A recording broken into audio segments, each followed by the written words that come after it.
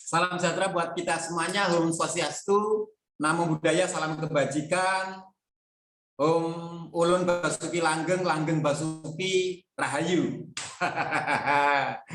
Terima kasih Bapak Ibu semuanya sudah berkenan hadir di dalam acara Coffee Insight. Ya, kopinya Inkindo yang memang kalau kebetulan saya ada tidak di studio. Biasanya kalau di studio asik ya. Saya baru sekali siaran begini di studio, lain kali siarannya di studio deh gitu ya. Lain kali. Nah, ini luar biasa sudah datang dua narasumber kita yang luar biasa, Pak Adi Hastoutomo. Pak Adi Hastoutomo itu adalah salah satu pengurus Pok Darwis Jawa Timur yang membidangi di bidang industri. Ini wakil ketua loh ya Pak Adi Hasto. Ini teman-teman Pok Darwis Jawa Timur ini nanti pada banyak yang ikut ini. Terima kasih ini pada kangen. Ini Kang Adi kalau cerita tentang soal kewisataan, bagaimana bicara soal industri, tentang wisata, bagaimana pengembangan destinasi, ini Kang Adi contohnya nih ya. Itu luar biasa. Jangan lupa kalau ke Kediri gitu ya. Belum ke Desa Wisata Sumber Kodang, wow, kafe. Itu belum berwisata ke Kediri. Jadi Pak Adi Hasto ini juga mengelola salah satu kafe namanya Wow di salah satu desa wisata Sumber Kodang di Kediri. Luar biasa. Dan Kang Adi Hasto ini sering keliling di kota Kediri itu ya, dari daerah Bandar dan lain sebagainya itu ya. Teman-teman yang biasa membuat kerajinan tenun itu biasanya binanya Pak Adi Hasto itu di Kediri ini luar biasa. Kalau ke Kediri jangan lupa pas Anda harus ketemu dengan Pak Adi Hasto. Anda akan banyak belajar tentang desa wisata ya dengan Pak Adi Hasto ya. Luar biasa. Pengalaman di luar negerinya ini yang nggak kalah seru ini berapa tahun kan? 10 tahun atau 15 tahun di luar negeri ya. Itu di luar negeri. Jadi beliau punya banyak cerita tentang bagaimana pengembangan wisata-wisata di luar negeri kita. Dan ada Bu Novita Sari. Ya, ini adalah dosen perencana. Perencanaannya khusus. Bu Novita Sari ini sebenarnya adalah seorang arsitek. R1-nya adalah arsitek arsiteknya apa ya Bu ya? Nanti jelasin sedikit deh.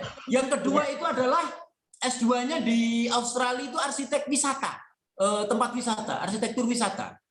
Ini tenaga ahli unik ini Pak Irwan. Ini saya baru menemukan ini khusus arsitektur yang bergerak di bidang perencanaan tempat wisata, perencanaan wisata. Jadi rata-rata kan kita bicara arsitektur kan sepengetahuan kita arsitek building ya, bangunan ya. Ini enggak. Beliau ini arsitek lanskap, arsitek yang berkaitan tentang tata ruang, arsitek tentang taman. Jadi lebih fokus di situ. Utamanya adalah tempat-tempat wisata. Di tangan beliau luar biasa.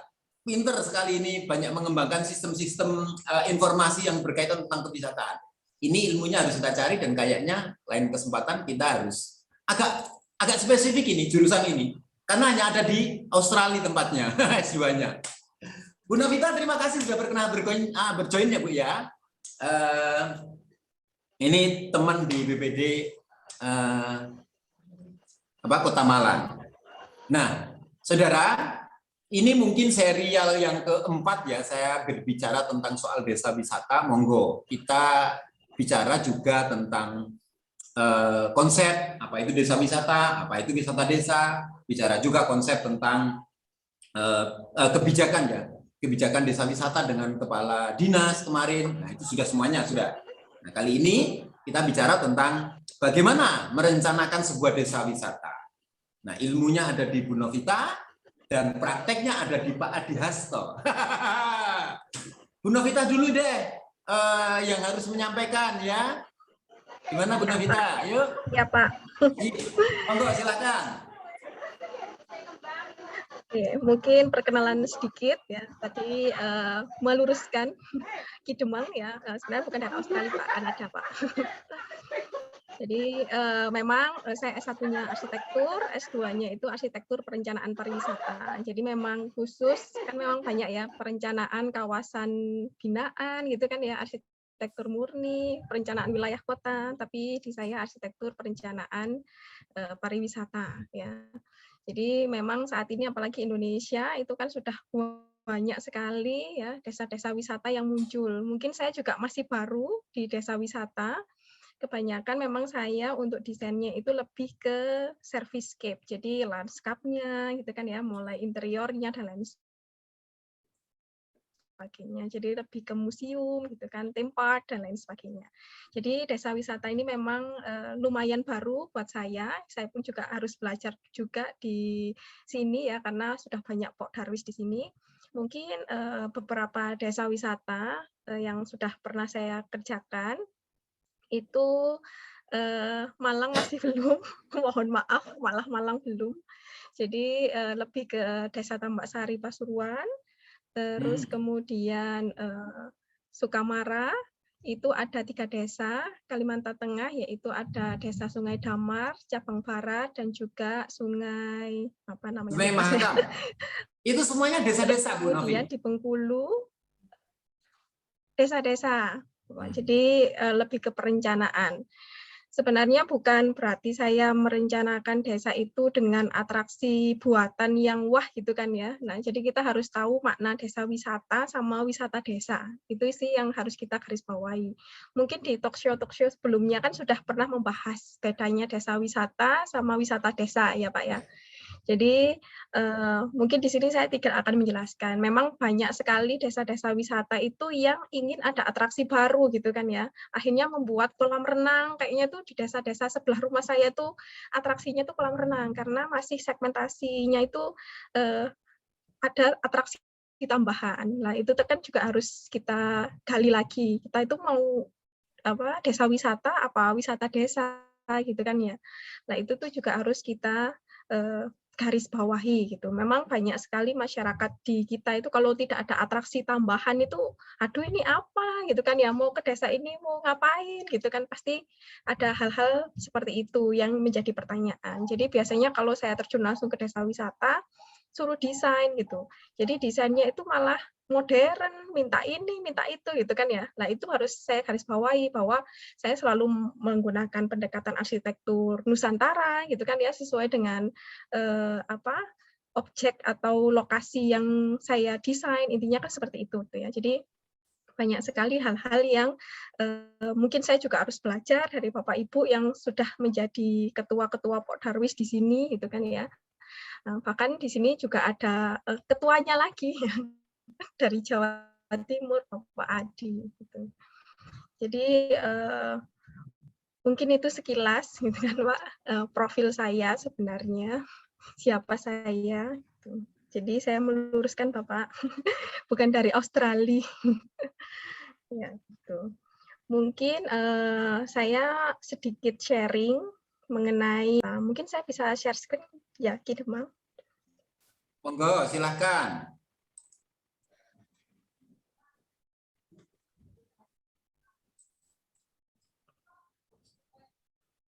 Ya, mungkin nanti sebenarnya kalau kuliah ini 2 semester Bapak Ibu ya. Jadi merencanakan itu 1 semester, pengembangan itu 1 semester. Kalau mahasiswa kan gitu. Jadi ada 2 semester ini yang saya ringkas sebenarnya apa-apa saja sih dalam merencanakan dan mengembangkan desa wisata itu sendiri. Nah, mungkin desa wisata Bapak Ibu semuanya sudah tahu seperti apa fungsi, tujuan, dan lain sebagainya mengenai desa wisata. Kalau di sini kan desa wisata adalah suatu bentuk integrasi antara atraksi, akomodasi, fasilitas pendukung yang disajikan dalam suatu struktur kehidupan masyarakat yang menyatu dengan tata cara tradisi yang berlaku. Nah, intinya yaitu tadi yang harus digarisbawahi adalah tata cara dan tradisi yang berlaku. Nah, banyak kan setelah adanya wisata di desa tersebut, hilanglah tata cara dan tradisi yang berlaku. Padahal itu kan tidak kita inginkan, itu yang kita jual. Istilahnya kan seperti itu ya. Tapi ada beberapa makna, wah sudah maju dan lain sebagainya gitu kan. Ada beberapa kasus itu memang mungkin 1 tahun dia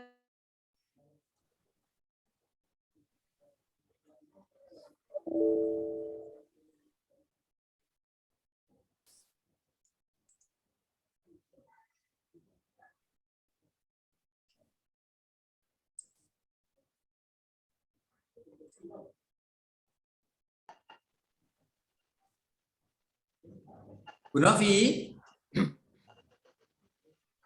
ya nampaknya agak ngadat ya jaringannya Bu Novi ya. Jadi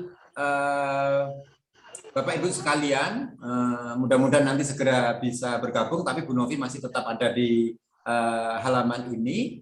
Sebagaimana yang tadi disampaikan bahwa kemudian Bu Novi menyampaikan ya bahwa kita semuanya harus mengetahui konsep tentang desa wisata atau wisata desa. Memang itu yang kemudian harus dibedakan dalam konteks merencanakan. Jangan sampai merencanakan desa wisata atau wisata desa gitu kan. Nah, ini tidak jelas. Kalau desa wisata memang harus menggerakkan segala macam potensinya. Tetapi sementara kalau desa wisata desa ya mungkin sebagian dari apa yang ada di situ, misalnya daya tarik wisata itu mungkin yang lebih banyak dikembangkan. Kira-kira begitu. Lah ini sementara. iya. Mohon maaf Pak. Masih? Karena apa? Lanjutkan Bu Novi. Monggo Iya. silakan.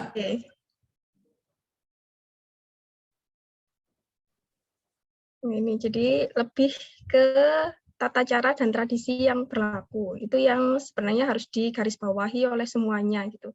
Jadi dengan adanya desa wisata ini ya seharusnya juga itu kan dampaknya banyak ya dengan adanya pariwisata di daerah kita gitu kan ya, ekonomi dan lain sebagainya. Nah, mungkin ada beberapa kejadian ya yang desa wisata itu 1 tahun dia sangat berkembang gitu kan ya, tapi tahun berikutnya itu turun. Kenapa? Karena mungkin dari masyarakat itu sendiri gitu kan ya. Mungkin harga sosis gitu kan Pak ya, yang 10.000 di tempat wisata akhirnya 20.000, 15.000 lah. Orang kan enggan lagi berkunjung lah. Itu karena tidak ada pendampingan yang sesuai gitu kan ya, atau mungkin ya itu oh ya sudah saya menciptakan jenis atraksi baru dan lain sebagainya lah. Itu tuh yang harus sebenarnya butuh perencanaan gitu. Nah, di sini ya perencanaan itu fungsinya untuk apa ya, itu yaitu untuk mencegah dampak fisik ya. Jadi mungkin banyak sekali ya kalau di Indonesia ini kan desa-desa wisata gitu kan ya, ataupun tempat-tempat wisata khususnya wisata alam di Indonesia gitu kan ya. Kalau bisa itu dengan adanya perencanaan kita itu bisa mengendalikan dampak-dampak negatif. Salah satunya yaitu mencegah dampak fisik tersebut. Terus kemudian ada juga kita bisa dengan adanya perencanaan ini ya, masyarakat itu istilahnya sejahtera, ekonominya seperti apa, keberlanjutannya seperti apa ya, harus sustainable. Jadi nggak boleh setahun geratak terus kemudian selesai gitu kan ya. Nah, kebanyakan memang seperti itu gitu. Jadi banyak yang tidak berkelanjutan. Nah, itu yang tidak kita inginkan. Makanya butuh yang namanya perencanaan ini. Terus kemudian dari segi budaya, jadi bukan hanya budaya aja, mungkin dari segi alam, terus kemudian dan lain sebagainya ya, jenis-jenis atraksi itu dengan adanya perencanaan ini bagaimana atraksi-atraksi tersebut itu bisa dinikmati ya sampai nanti gitu kan ya, istilahnya bukan hanya saat ini saja. Dan kalau bisa atraksi ini bisa menjadi salah satu hal yang menjadi penguat atau daya tarik utama orang berkunjung. Jadi yaitu tadi harus kita benar-benar tahu gitu kan ya. Jadi kalau di dalam arsitektur ya kita harus tahu siapa sih yang penggunanya itu usernya siapa ya sebelum kita ini apakah wisatawan asing ataukah wisatawan lokal gitu kan ya atau dua-duanya. Terus kemudian kalau seandainya kita lebih kerucut oh wisatawan lokal siapa? Apakah ini untuk anak-anak? Apakah ini untuk remaja? Apakah ini untuk orang tua gitu kan ya atau untuk siapa gitu kan. Nah, itu kita harus tahu siapa penggunanya sebenarnya yang akan kita tuju. Kalau di pariwisata kan mungkin segmentasi pasarnya ini siapa gitu kan ya. Nah, kita bisa, oh target saya itu segmentasi pasarnya itu orang luar negeri gitu kan ya, orang Belanda yang suka wisata alam gitu kan ya, wisata desa atau siapa itu. Nah, itu bisa. Tapi kalau untuk saat ini kita ya untuk atraksi orang-orang sekitar kita gitu kan ya, apa keinginannya dan lain sebagainya. Itu yang harus kita sama-sama belajar. Nah, itu yang perlu ditekankan. Kemudian ada perencanaan itu ada beberapa tipe ya. Kalau perencanaan pariwisata itu sebenarnya banyak sekali gitu kan ya. Jadi ada perencanaan pariwisata itu beda dengan perencanaan kawasan wisata, beda dengan perencanaan objek wisata, beda dengan perencanaan atraksi wisata, beda dengan perencanaan desa wisata, itu beda semua walaupun ujung-ujungnya sama-sama wisata. Makanya perlu adanya perencanaan. Mungkin Bu, kenapa kok desa saya ini awal-awal rame terus tidak dan lain sebagainya gitu kan ya. Nah, pokoknya awal-awal tuh syukur jadi wes ada wisatawan dan lain sebagainya lah. Itu tuh yang dalam perencanaannya sebenarnya bisa diperbaiki, itu bisa gitu kan ya. Jadi tidak harus dari awal bentuk desa itu ada perencanaan awal itu tidak harus seperti itu. Ada yang oh ya wes pokoknya Pokdarwisnya jadi, ini jadi, ada atraksi dan lain sebagainya jadi gitu kan ya. Tanpa adanya perencanaan yang berbelit-belit gitu kan. Itu bisa saja. Terus kemudian apakah bisa diperbaiki? Bisa gitu ya. Intinya seperti itu. Kemudian ada tahapan perencanaan ya. Ini ada yang secara nasional, regional ya. Dan secara khusus gitu kan ya, mungkin kabupaten, desa dan lain sebagainya. Kemudian untuk bentuk perencanaan ya, ini ada perencanaan alokatif, inovatif dan lain sebagainya. Itu banyak sekali Bapak Ibu. Jadi mungkin ini sedikit gambaran mengenai perencanaan. Nah, nanti gimana? Mungkin nanti kita sharing ya kalau perencanaan desa wisata itu seperti apa. Terus kemudian kita langsung ke pengembangan. Nah, ini kalau pengembangan di objek wisata, ya tujuannya yaitu untuk mengembangkan atau memajukan objek wisata agar lebih baik dan menarik untuk dikunjungi. Nah, ini. Jadi Bapak Ibu itu sudah punya sebenarnya potensi-potensi. Kalau sudah ada desa wisata, sudah dibentuk Pokdarwis dan lain sebagainya, itu sebenarnya Bapak Ibu itu sudah punya potensi, ya kan? Akan tetapi perlu dikembangkan lagi ya untuk memajukan objek wisata agar lebih baik dan menarik. Jadi kemasannya itu harus diperbaiki. Lah bagaimana? Ya kita harus tahu unsur-unsurnya. Ya, jadi ada atraksi. Mungkin oh di desa saya ini lebih ke budayanya atau lebih ke ekowisatanya dan lain sebagainya. Jadi atraksinya itu benar-benar kita kemas sebaik mungkin. Terus kemudian ada aksesibilitas. Kira-kira orang untuk menuju ke tempatnya Bapak Ibu itu seperti apa? Sejauh apapun Bapak Ibu, desa Bapak Ibu, kalau itu menarik akan dikunjungi. Ya, jadi jangan khawatir. Sejauh apapun, sepelosok apapun gitu kan ya, apalagi sekarang banyak sekali media sosial, contohnya Instagram, TikTok dan lain sebagainya, kan banyak nih kaum muda memburu tempat-tempat yang instagramable, yang eksotis ya kan, yang mungkin bagus ya untuk dieksplor gitu kan ya. Jadi sejauh apapun itu akan dikunjungi, akan tetapi yaitu tadi kita harus memperhatikan aksesibilitas. Ya siapa yang mendukung? Ya pemerintah nanti yang mendukung. Aksesibilitasnya itu seperti apa? Apakah mudah dijangkau ataukah sulit dijangkau? Terus seperti apa langkahnya kalau seandainya itu susah dijangkau oleh umum? Nah, itu penting. Ya. Jadi kalau ke sana harus ada aksesnya. Terus kemudian ada amenitasnya. Jadi beda amenitas antara desa wisata gitu kan ya sama theme park itu kan beda. Bagaimana harus menyesuaikan kondisi yang ada di desa tersebut. Bukan berarti oh nggak ada kamar mandi gitu kan ya harus dikali, yang bukan seperti itu ya Bapak Ibu ya. Tapi bagaimana kita mewadahi pengunjung itu untuk nyaman ke sana. Yang penting itu adanya amenitas ini. Banyak sekali unsur-unsur di dalam amenitas ini atau fasilitas-fasilitas pendukung ya. Terus kemudian ada infrastruktur, mulai sekarang kan harus ada wifi gitu kan ya di desa tersebut gitu. Karena apa? Sekarang itu memang era milenial ya. Jadi kalau foto, bikinnya langsung upload gitu kan ya. Sebenarnya itu adalah ajang promosi gratis kita gitu kan ya. Jadi ya memang ada dampak negatifnya. Mungkin saat ada beberapa spot banyak sampah di foto, dieksplor gitu, itu kan dampak negatifnya. Tapi di situ juga kita harus ambil hikmahnya bahwa banyak dampak positif. Ya, jadi dengan hal seperti itu kita tidak usah promosi karena banyak sekali yang mempromosikan. Terus kemudian hospitality atau keramah tamahan. Nah, ini penting Bapak Ibu ya. Jadi orang ke sana itu biar enggak kapok itu kan memang di sana kan kita menjual jasa ya. Jadi biar enggak kapok itu seperti apa. Jadi masyarakatnya harus memiliki keramah tamahan ya sesuai dengan adat budayanya di situ. Ya mungkin di-improve bagaimana sehingga bisa lebih baik lagi, istilahnya kan gitu. Ada mungkin pakai bahasa tradisional, orang Jakarta nggak ngerti bahasa Malangan ya. Jadi kita harus menyesuaikan dengan bahasa mereka.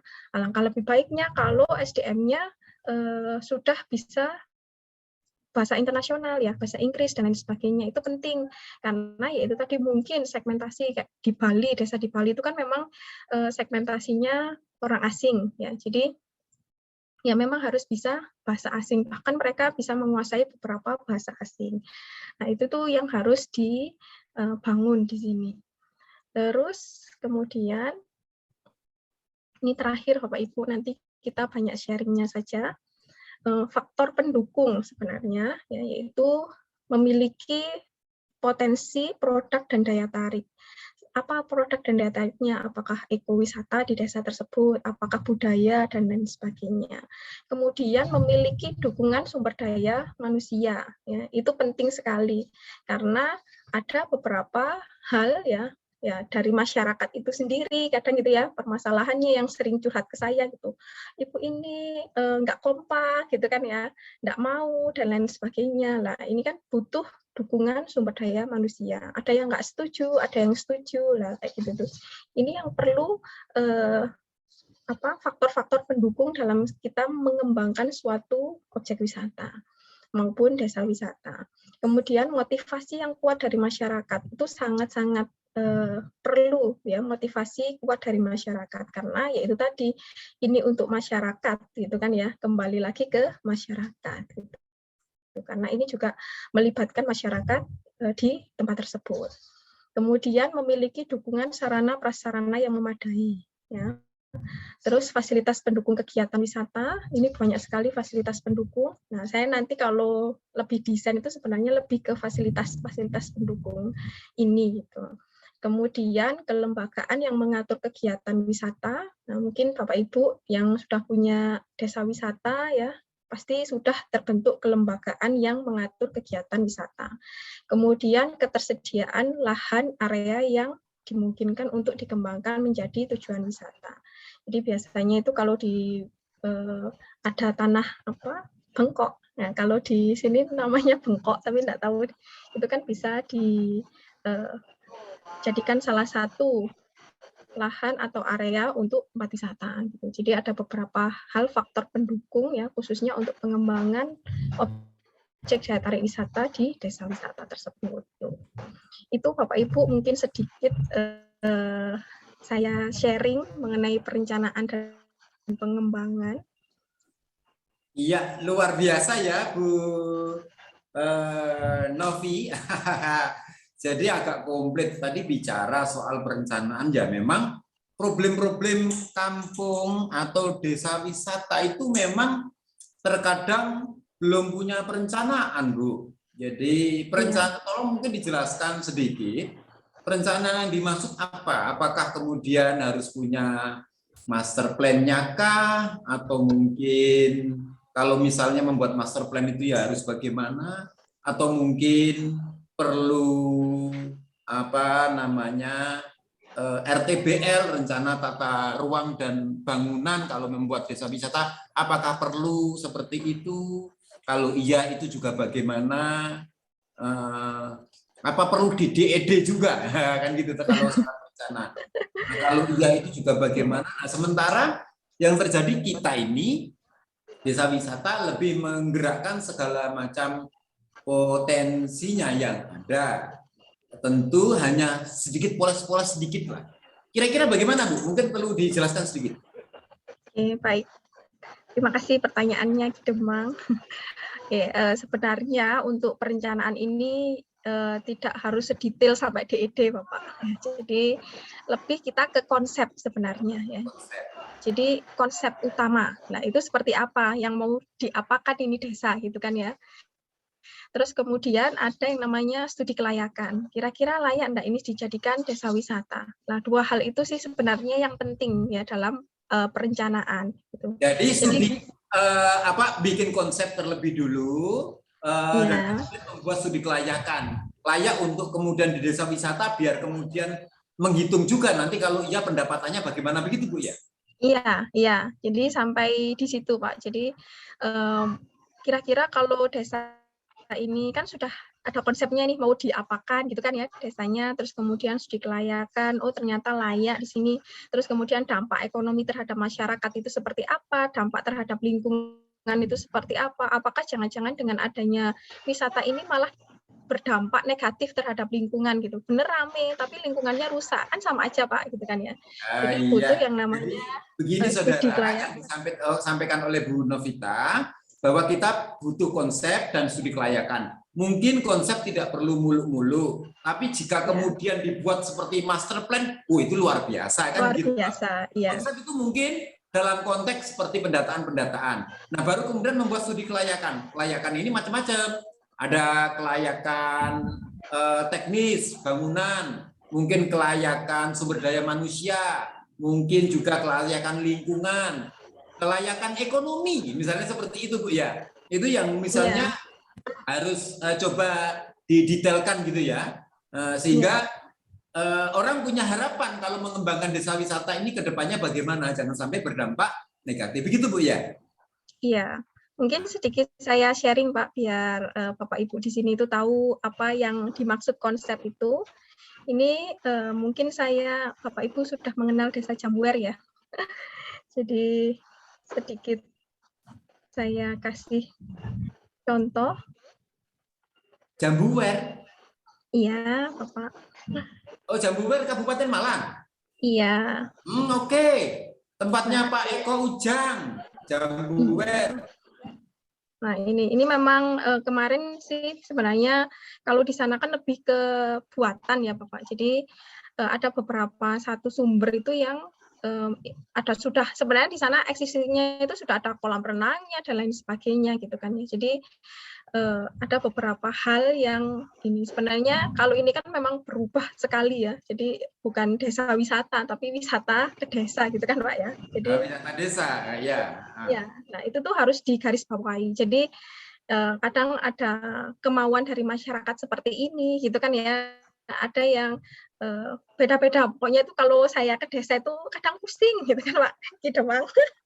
Apa aduh mau yang apa, ini maunya gimana gitu kan ya. Jadi harus bisa menyimpulkan ini maunya desa wisata apa wisata desa gitu kan ya. Tapi kan kadang masyarakat ya lebih manut ke kepala desa dan lain sebagainya gitu kan Pak ya. Jadi ada beberapa konsep perencanaan. Jadi hanya konsep saja, ini belum sampai ke DED mau diapakan gitu. Kalau ini satu objek Bapak, jadi ini bukan satu desa gitu.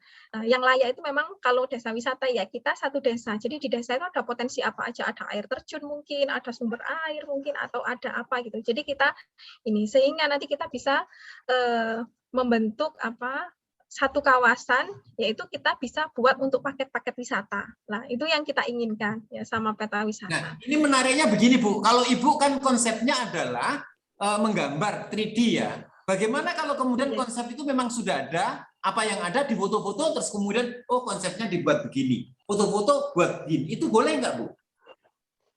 Boleh Bapak sebenarnya, akan tetapi yaitu kita harus sinkron ya. Kita konsep besarnya itu maunya seperti apa gitu kan ya. Jangan di sana A, di sini B, di sana C gitu kan ya. Nah, akhirnya kan tetap ya boleh beda-beda gitu kan ya, memang tujuannya kan supaya menarik wisatawan kan beda-beda, akan tetapi konsep utamanya itu apa, wisata budaya, ya sudah kita harus wisata budaya gitu. Walaupun di sana itu ada wisata alam, bagaimana kita mengemas wisata alam itu menjadi dengan konsep besar kita itu wisata budaya, karena yang menonjol itu adalah wisata budaya gitu. Jadi memang harus ada mentornya dulu gitu, yang utama itu apa, desa ini tuh mau pakai jargon apa sih sebenarnya kan gitu ya, identitasnya itu mau pakai apa, karena kan beda-beda, contohnya kayak kampung-kampung tematik itu ya Pak ya, ada warna-warni gitu kan ya, ada 3D, terus kemudian ada topeng, dan lain sebagainya. Nah itu kan sudah punya nama, itu yang utama gitu. Walaupun di Kampung Topeng itu ada wisata air gitu kan ya. Nah, bagaimana kita tetap mengemas itu konsep utamanya yaitu dia itu di Kampung Topeng gitu kan ya. Nah, itu tuh yang harus sebenarnya susah-susah gampang untuk menyamakan itu. Karena bisa beda-beda, tapi konsep utamanya itu harus desa itu maunya seperti apa. Itu yang perlu digarisbawahi juga. Gitu. Baik, luar biasa ini ya. Ini tadi begini nih sebentar. Ini luar biasa ya apa yang disampaikan oleh Bu. Sekarang kita beralih ke Pak Adiasto. Jadi Pak Adiasto, tadi Pak Adi yang disampaikan oleh Bu Novi ya, Mbak Novi ini ya. Ini kan ya akademisi memang begini, konsepnya luar biasa. Tapi ini akademisi yang berpraktek. Jadi jangan khawatir. Kami ini kadang mengambil akademisi yang memang terjun di lapangan, melakoni. Ini saya sama Bu Novi ini ya luar biasa, jualan proposal, bikin kegiatan virtual dan lain sebagainya. Sudah biasa ini ya. Kami ini orang yang tahu di lapangan kondisinya begitu. Nah ini Pak Diasto, tadi kan disampaikan oleh konteks pengembangan ya. Kalau melihat apa yang disampaikan oleh Bu Novi itu perencanaannya seperti itu, lantas apa yang bisa dikembangkan Pak Adi dengan desa-desa wisata kita ya? Kita ini di Jawa Timur kan hampir sebagaimana yang disampaikan oleh Pak Kepala Dinas itu ya, Pak Kadis Senarto kemarin itu ada sekian ratus desa wisata begitu ya. Sekian ratus desa, sekian ratus desa wisata. Dan potensinya macam-macam gitu ya. Nah, apa Pak yang bisa kita kembangkan Pak Adi Hasto dari apa yang direncanakan oleh Bu Novi? Sementara tadi yang direncanakan sebenarnya sederhana, butuh konsep, butuh studi kelayakan, itu saja cukup sebenarnya. Kalau sampai bikin RTBL, kalau sampai bikin master plan ya itu mungkin konteks untuk pengembangan yang lain sebagainya. Sementara kita ini juga mempunyai beberapa problem di desa wisata kita. Kadang atraksinya juga bagaimana, aksesibilitasnya bagaimana, amenitasnya bagaimana, infrastruktur dan lain sebagainya. Juga kita menjadi kadang desa-desa wisata kita belum begitu komplit. Tetapi semangat orang desa ini membangun desanya ini loh Pak Adiasto. Ini yang luar biasa. Monggo Pak Adiasto, silakan menyampaikan ini semuanya agar kemudian menjadi gamblang. Monggo Pak Adi. Baik, terima kasih Di Temang. Salam kenal semuanya, Pak Irwan, Mbak Novita. Berbicara tentang desa wisata, ini sebenarnya produk baru. Jadi di luar dari wisata konvensional. Ini hasil perkawinan antara desa dan wisata. Yang kami lebih cenderung ini harus definisi, harus jelas dulu seperti Mbak Novi tadi bilang. Jadi apa itu desa wisata dan apa itu wisata desa? Ini yang harus pertama kali kita ambil keputusannya. Jadi kalau desa wisata itu apa yang dijual begitu? Kira-kira kan kalau desa wisata itu yang dijual adalah keaslian, kemudian lokalitas, kemudian keunikan dan keindahan.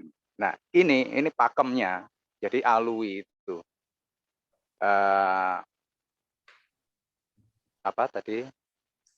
sebuah daya tarik yang asli. Jadi tidak perlu mengada-ada, tidak perlu membangun lagi.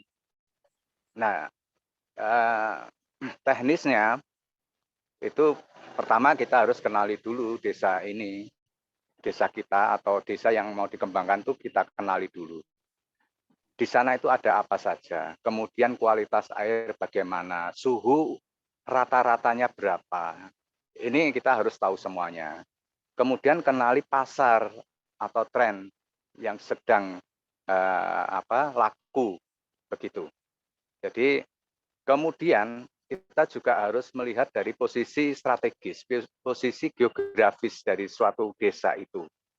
Akan lebih mudah mengembangkan desa wisata jika hal itu atau posisi desa itu dekat atau berdekatan dengan objek wisata lainnya.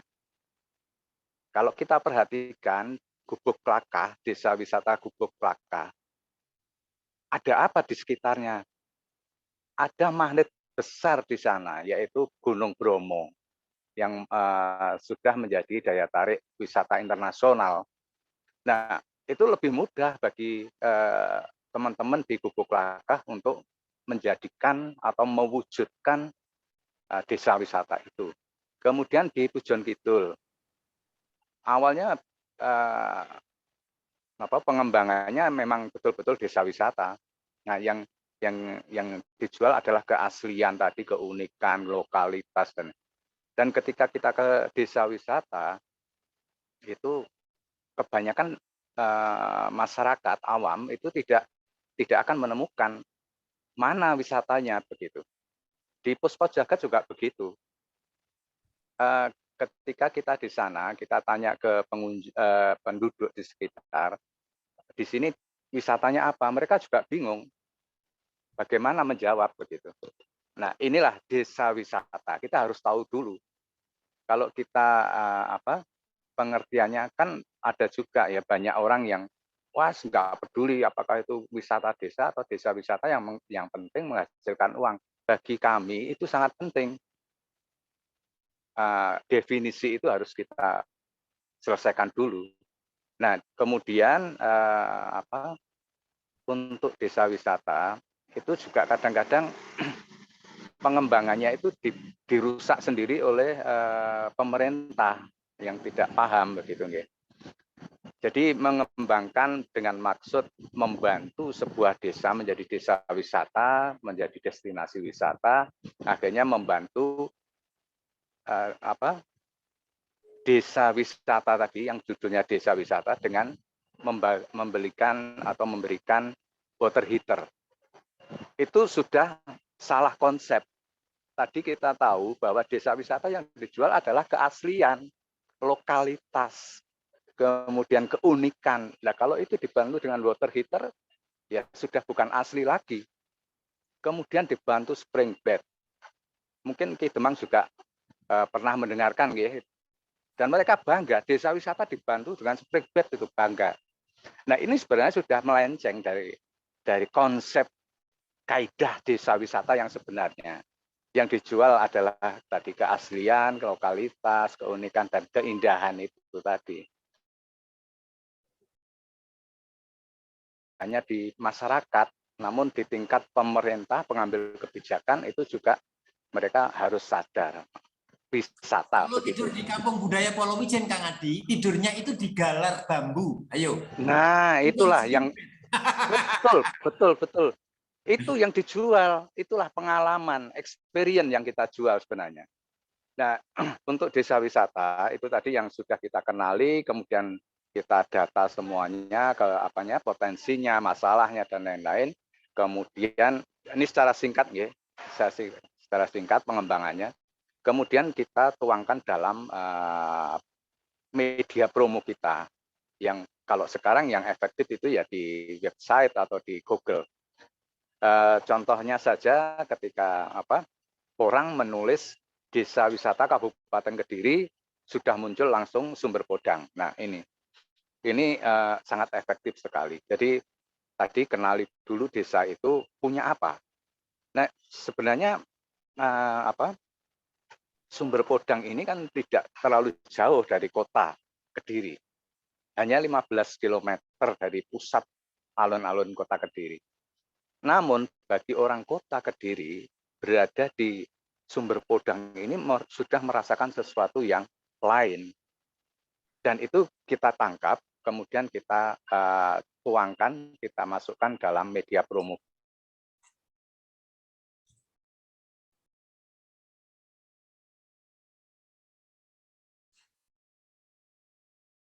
Ya, agak ngadat juga.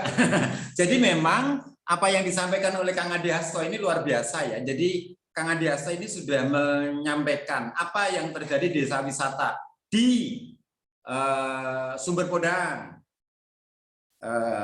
Kalau Kang Ade Hasto dia punya wow kafenya. Terus kemudian yang kedua apa yang disampaikan di Pujon Kidul. Terus apa yang disampaikan di Puspo Jagat Blitar. Itu tadi sebagai contoh-contoh betapa memang sebenarnya tidak kelihatan itu desa wisata yang kemudian kelihatan hingar-bingarnya desa wisata. Ini nampaknya tidak tahu nih Pak Ade Hasto terpental atau tidak ini, tapi nggak apa-apa. Nanti biar kemudian bisa masuk lagi. Tapi yang jelas bahwa sebenarnya desa wisata itu yang dijual ya keasliannya. Bukan lantas bicara soal desa wisata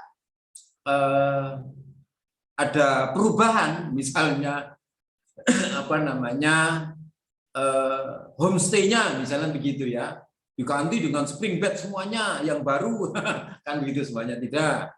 Jadi sebenarnya apa yang ada di desa itu, rumahnya itu menyediakan apa, tempat menginapnya yang dulu terbuat dari apa ya itu, makanannya apa ya itu. Kan gitu kan, tempat duduknya apa ya itu, mungkin tempat minumnya cengkernya pakai cengker apa, entah batok entah apa, bambu seperti ini nih, bambu nih, ini misalnya minuman yang dari bambu ini misalnya begini, ini ya ini misalkan gitu. Jadi itulah yang dimaksud Pak Ade Hasto. Pak Ade Hasto silakan dilanjutkan.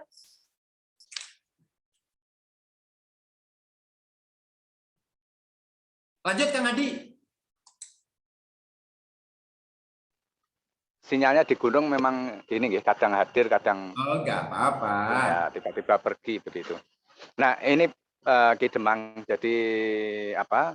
Pentingnya kita mendefinisikan produk apa yang mau kita buat begitu. Nah, saya jadi miris atau ngeri kalau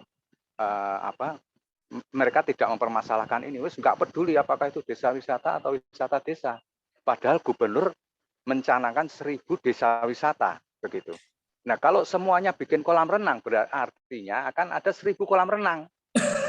Terus siapa yang mau beli itu kan, Pak? Di Trenggalek itu mencanangkan Sadewa, 100 desa wisata. Nah, ini kalau konsepnya tidak jelas, yang penting menghasilkan uang, yaitu nanti akhirnya kejadiannya seperti itu, seperti Bu Novi yang membantu membuatkan desain kolam renang. Akhirnya ada 100 kolam renang di Trenggalek nanti begitu. Jadi kalau desa wisata ya kembali ke alui tadi, asli lokalitas itu yang dijual begitu. Seperti kalau di Kota Malang dengan potensi-potensi yang ada selama ini, Pak Adi, apa kira-kira yang bisa dikembangkan? Satu, mungkin kita melihat destinasinya, ya destinasi yang kemudian menjadi daya tarik, entah itu alam atau entah sedikit poles-polesan buatan, kira-kira apa yang bisa dikembangkan. Terus kemudian industri, jika kemungkinan di desa itu ada orang membuat apa, kerajinan atau misalnya jualan apa, kira-kira apa yang sebenarnya bisa dikembangkan. Terus kemudian ini SDM-nya, kelembagaannya ini juga bagaimana, kira-kira apa yang bisa dikembangkan Pak Adi? Baik, jadi kalau kita berbicara tentang desa wisata, ya, ini berbeda dengan wisata konvensional. Jadi kalau mas tourism biasanya berbondong-bondong ramai, kemudian timbul gejolak. Kalau desa wisata sebenarnya ini adalah apa ya? Kadang-kadang hanya satu keluarga, kadang-kadang malah satu orang pengunjungnya. Namun ini tidak dijual murah. Kita tidak menjual tiket 10 ribuan. Kami pernah dari Surabaya itu mereka membuat harga sendiri 500.000 per orang selama 3 hari nginepnya di rumahnya penduduk. Kemudian ketika mereka melihat di website kami ada flying fox begitu, mereka tidak butuh. Pak, kami tidak butuh itu. Kemudian ada apa fasilitas-fasilitas lain, mereka tidak butuh itu. Jadi ternyata itu tadi, kenali desa kita punya apa. Di tempat kami ada pohon jati. Ternyata itu menjadi daya tarik. Kemudian kualitas air sungai yang masih bersih dengan biota-biota yang masih langka, nggih. Kita bisa menentukan kualitas air itu dari keberadaan biota. Semakin langka biota berarti kemurnian air itu semakin tinggi, semakin bagus sekali begitu. Nah, ini kami juga belajar. Ternyata yang dicari orang Surabaya adalah alam yang masih murni, yang masih asli begitu.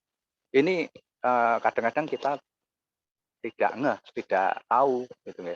Bingung apa yang mau kita jual. Ternyata apa Jadi yang ada. membangun desa wisata, mengembangkan desa wisata itu tidak boleh terjebak apa yang kita bangun gitu ya, apa yang akan kita bangun ya Pak ya. Ya, jadi kita hanya fokus pada apa yang ada, itu yang kita kembangkan begitu Pak ya. Bisa jadi seperti itu. Jadi apa yang sudah ada, yang sudah ada dan di tempat lain itu jarang. Oke. Atau Yang sudah sulit ada di tempat ditemukan yang lagi. lain jarang, berbeda gitu kan, gitu ya. Ya, itu layak Itu untuk kita peluang untuk dikembangkan. tawarkan. Menarik. Terus lanjut. Nah, itu Halo. Yeah. Assalamualaikum. Waalaikumsalam, monggo. Bapak, mohon maaf, mungkin sekedar minta ide, saran atau mungkin apa ya? Oke. Nanti kita Terima buka kasih, Pak. diskusinya Pak ya. Oh, nanti nanti sekarang. Nanti sebentar. Oke, siap. Pesan sedikit sama Pak Diasto ya. Oke, lanjut Pak Adi. Jadi kalau desa wisata itu memang apa? Kita tidak jual tiket, tapi kita jual paket, dan rata-rata paket itu di atas 500.000. Di tempat Pak Ansori, Gubuk Lakah itu 700, 600 begitu. Jadi dikalikan aja berapa orang, makanya tidak heran. Nah, ini yang mungkin yang dimaksud oleh Gubernur Jawa Timur dengan mencanangkan Dewi Cemara, cerdas, mandiri, sejahtera. Cerdasnya di mana? Begitu. Cerdasnya teman-teman seperti Pak Ansori, Pak Eko di Puspo Jagat itu, mereka mampu melihat peluang, mampu mendapatkan pasar dengan kondisi desa apa adanya itu. Ini yang dimaksud cerdas. Jadi tidak, dan rata-rata mereka sebelum ada BUMDes mengembangkan desa wisata itu. Begitu. Kira-kira begitu. Oke, menarik ya Bapak Ibu apa yang disampaikan oleh Pak Adiasto, bahwa bicara soal pengembangan desa wisata ini, yang lain nampaknya sedang menunggu bertanya ya. Menarik, pengembangan desa wisata tidak lagi bicara soal jual tiket, tapi jualnya adalah paket. Jadi sama, kalau saya promosi nih, izin saya promosi di Kampung Budaya Polowijen, paketnya minimal 1 juta. Nah, luar biasa. Datang 20 orang, itu 1 juta. Di atas 20 orang, baru dihitung lainnya, kelebihannya, kan begitu. Nah, karena kita akan mendapatkan sajian-sajian tentang kebudayaan. Karena yang dijual desa wisata itu adalah edukasinya, lebih ke soal edukasinya. Mau yang datang 5 orang, 10 orang, 20 orang, 1 juta. Tetapi selebihnya di bawah di atas 20 orang nanti ada tambahannya.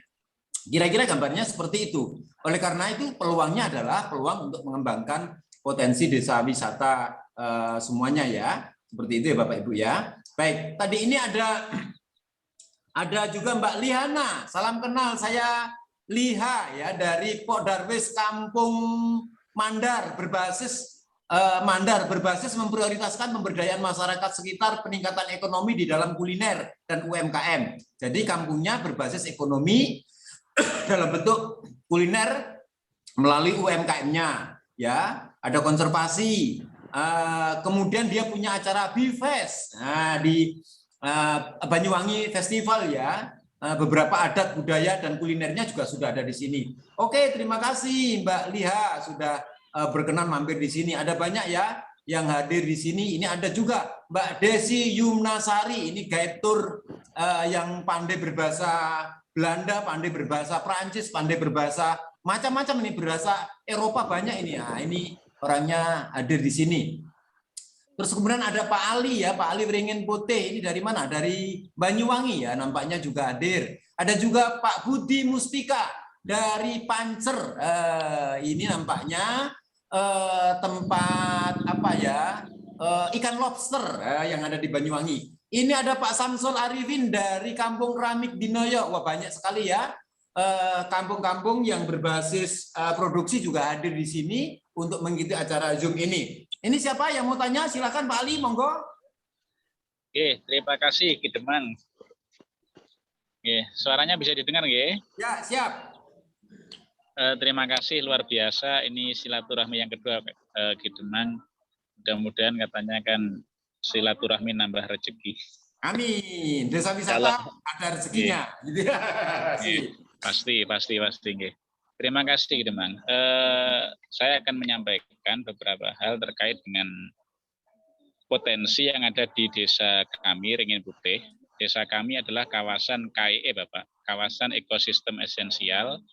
Di Jawa Timur hanya ada 4, yakni Teluk Pangpang, Banyuwangi, Kili-Kili, Trenggalek, kemudian Ujung Pangkang Gresik, serta Sumeneb. Salah satu kawasan terluas di kawasan mangrove, hutan mangrove di Provinsi Jawa, di Pulau Jawa adalah di Teluk Pangpang. Luasnya adalah 1.667,3 ya, hektar. Oke. Fokusnya di mana Pak? Fokusnya? Oke, bagaimana Pak? Oke. Konsep kami adalah betul yang disampaikan oleh Pak Utomo tadi terkait dengan minat khusus, bukan masif tourism. Tapi minat khusus di kami lebih cenderung ke segmennya adalah riset atau penelitian dan juga edukasi. Setiap beberapa hari kemarin teman-teman dari IPB Bogor, saat ini dari Brawijaya, kemudian nanti dari teman-teman UGM dan beberapa kampus-kampus nasional sering mengadakan penelitian di tempat kami. Jadi kita lebih kepada penelitian dan juga edukasi penanaman mangrove. Besok tanggal 12 ini dari PT Epson Jakarta, Bapak, mengadakan Jadi penanaman fokusnya mangrove. di budidaya mangrove itu Pak ya? Ya, kita ke wisata, ekowisata berbasis konservasi, Bapak. Berbasis konservasi dan seperti mangrove ya? Apa bedanya ya, dengan yang ada di Probolinggo? Probolinggo itu kan ada BJBR. Ayo gimana? Kalau BJBR kan konsepnya itu kan sudah lebih cenderung, mohon maaf, mungkin ke profit oriented-nya lebih banyak karena ada investor besar di sana, Bapak. Kalau di desa kami di Wringin Putih di Teluk Pangpang lebih berbasis masyarakat. Jadi CBT, Pak, community based tourism. Jadi semuanya melalui masyarakat, teman-teman nelayan, teman-teman masyarakat pesisir dan sebagainya. Dan alhamdulillah support dari desa maupun dari BUMDes sekarang sudah mulai pendekatan untuk ke masyarakat. Selama ini memang gaung atau mungkin konsep awalnya dari teman-teman nelayan, teman-teman di masyarakat pesisir, alhamdulillah pelan-pelan kemudian muncul SK dari Bupati itu, akhirnya pemerintah desa, BUMDes dan lain sebagainya langsung untuk action untuk kolaborasi. Nah, ini luar biasa ya, keterlibatan dan peran serta masyarakat semuanya saeyek saeko proyo. Ayo istilahnya orang Jawa Tengah kan begitu ya. Untuk membangun sebuah desa wisata semuanya terlibat. Nah, kendala-kendala selama ini bagaimana, Pak? Nah, karena kita segmennya segmen khusus, Bapak, penelitian maupun edukasi. Jadi memang tadi disampaikan tamunya memang tidak sebanyak yang mass tourism dengan orientasi bahwa profit tinggi. Nah, bagaimana konsep-konsep ini kita bisa terus keberlanjutannya, Bapak, untuk penelitian, edukasi, mungkin juga apakah perlu ditambahi atraksi wisatanya atau gimana? Baik, terima kasih. Ini luar biasa ya pertanyaan dari Pak Ali. Karena ini kadung sudah ditanam-tanam, semuanya masyarakat sudah terlibat gitu ya. Ini Bu Novita, Pak Adiasto, apa yang kira-kira harus dilakukan? Ini tidak mass tourism, tapi memang wisatanya lebih cenderung ke penelitian-penelitian. Nah, nanti kalau kemudian tidak ada pengunjung, bagaimana pemasukannya kan begitu? Kita tidak menafikan kemungkinan bahwa yang namanya wisata kita juga harus ada pendapatan toh gitu ya. Oke, Pak Gede Praja dari Sahabat Bumi Bali, monggo sedang raise hand, silakan bertanya.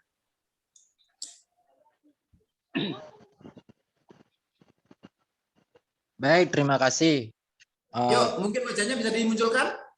Maaf karena sinyal sedang tidak baik-baik sinyalnya. Wah, ya boleh. Begini, Sebenarnya, wajah ini satu muka gitu aja nggak apa-apa gitu. ini diskusinya sangat baik sekali. Judulnya tentang pariwisata ya, gitu. Saya mungkin di sini sebagai orang Bali yang mengenal berbicara pariwisata itu sudah sangat familiar begitu. Di sini saya tidak akan bertanya, tetapi hanya berbagi sebuah gagasan belajar dari COVID begitu. Membangun desa wisata itu harus jangan hanya dilihat dari segi ekonominya saja, tetapi bagaimana desa wisata ini dilihat dari potensi-potensi yang ada. Kita belajar dari Bali. Bali ketika ada COVID, pariwisata sangat-sangat hancur lebur. Masyarakat yang menanggungkan hidupnya di pariwisata langsung beralih ke pertanian. Nah, saya berbicara seperti ini karena saya mempunyai Desita. Desita itu adalah desa wisata berbasis teknologi. Jadi orang datang ke Desita tidak hanya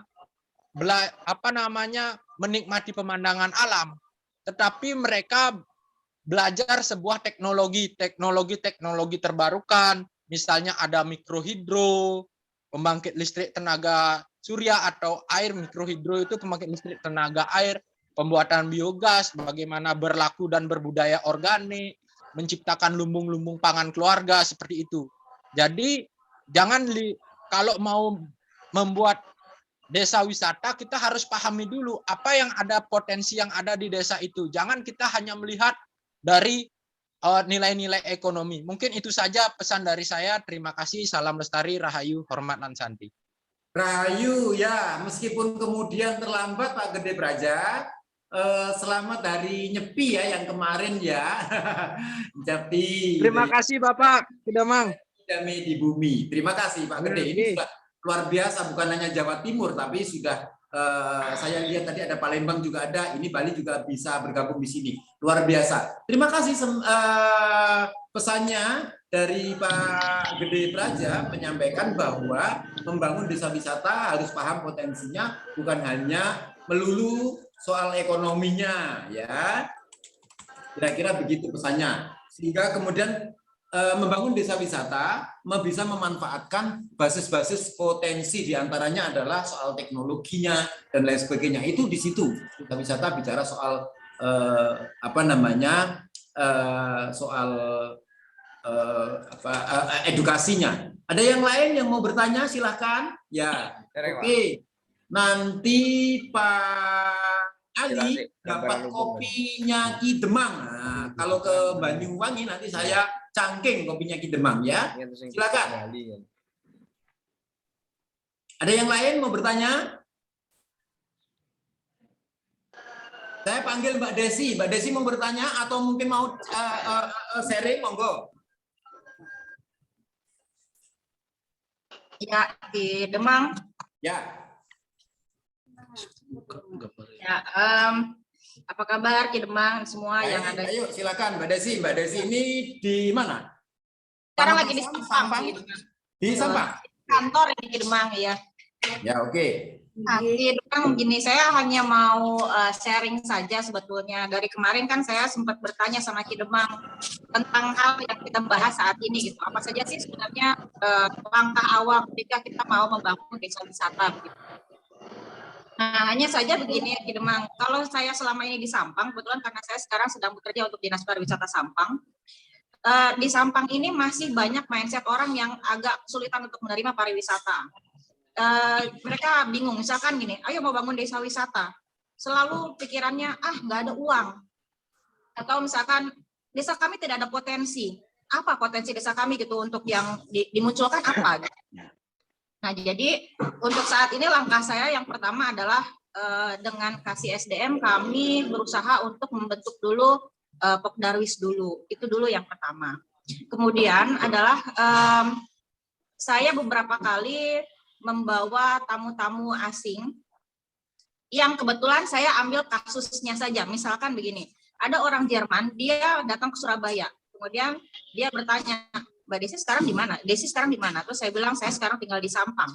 Saya undang dia ke sini, 2 hari saya membujuk dia di Surabaya. Dia nggak mau datang ke Sampang. Dia bilang, everyone will kill me.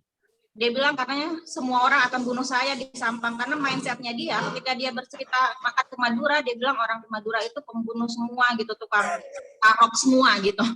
Jadi dua hari saya membujuk dia untuk datang. Nah, setelah itu akhirnya saya buat surat pernyataan bahwa dia akan baik-baik saja gitu di Sampang. Jadi kami bawa ke sini. Ternyata setelah itu 1 minggu dia nggak mau pulang ke Demang. Karena dia merasa bahwa ternyata di Sampang ini ada sesuatu yang bisa dia ambil. Selama 1 minggu itu dia belajar bagaimana caranya pakai sarung. Justru saya juga belajar. Karena ternyata di sini cara pakai sarungnya berbeda. Ada yang sarung ke pesantren, sarung ke laut. Bagaimana cara pakai sarungnya ketika tahlilan misalkan atau gimana, itu tuh ada macam-macam gitu. Dan akhirnya dia belajar itu. Jadi akhirnya 1 minggu apa 1 bulan? 1 minggu. 1 minggu dapat belajar sarung, baru bisa pakai sarung. Ya, akhirnya sekarang dia sering kirim foto di Jerman, dia pakai sarung sekarang, walaupun dia modifikasi menjadi celana gitu, tapi tetap itu dia bawa. Nah, sekarang pun akhirnya ketika saya datang ke di Sampang ada 14 kecamatan, 180 desa, kami berusaha untuk datang ke mereka dan kami minta mereka untuk membuatkan list potensi desa, 5 potensi dan 5 kelemahan. Nanti itu dari situ kami tahu nih bagaimana apa yang akan dimunculkan. Karena waktu itu juga ada tamu Belanda datang ke sini, dia hanya pengen mencoba untuk duduk di lenca. Oke, dia tahu lenca nggak yang panjang gitu untuk di depan rumah. Kadang-kadang orang di sini dia pengen. Nah itu, terus juga ada lagi yang datang ke sini, ini pengalaman saya waktu saya tinggal di Malang, itu banyak sekali tamu saya dari Belanda, itu mereka minta paket nikah Ki Demang. Paket menikah. Asik.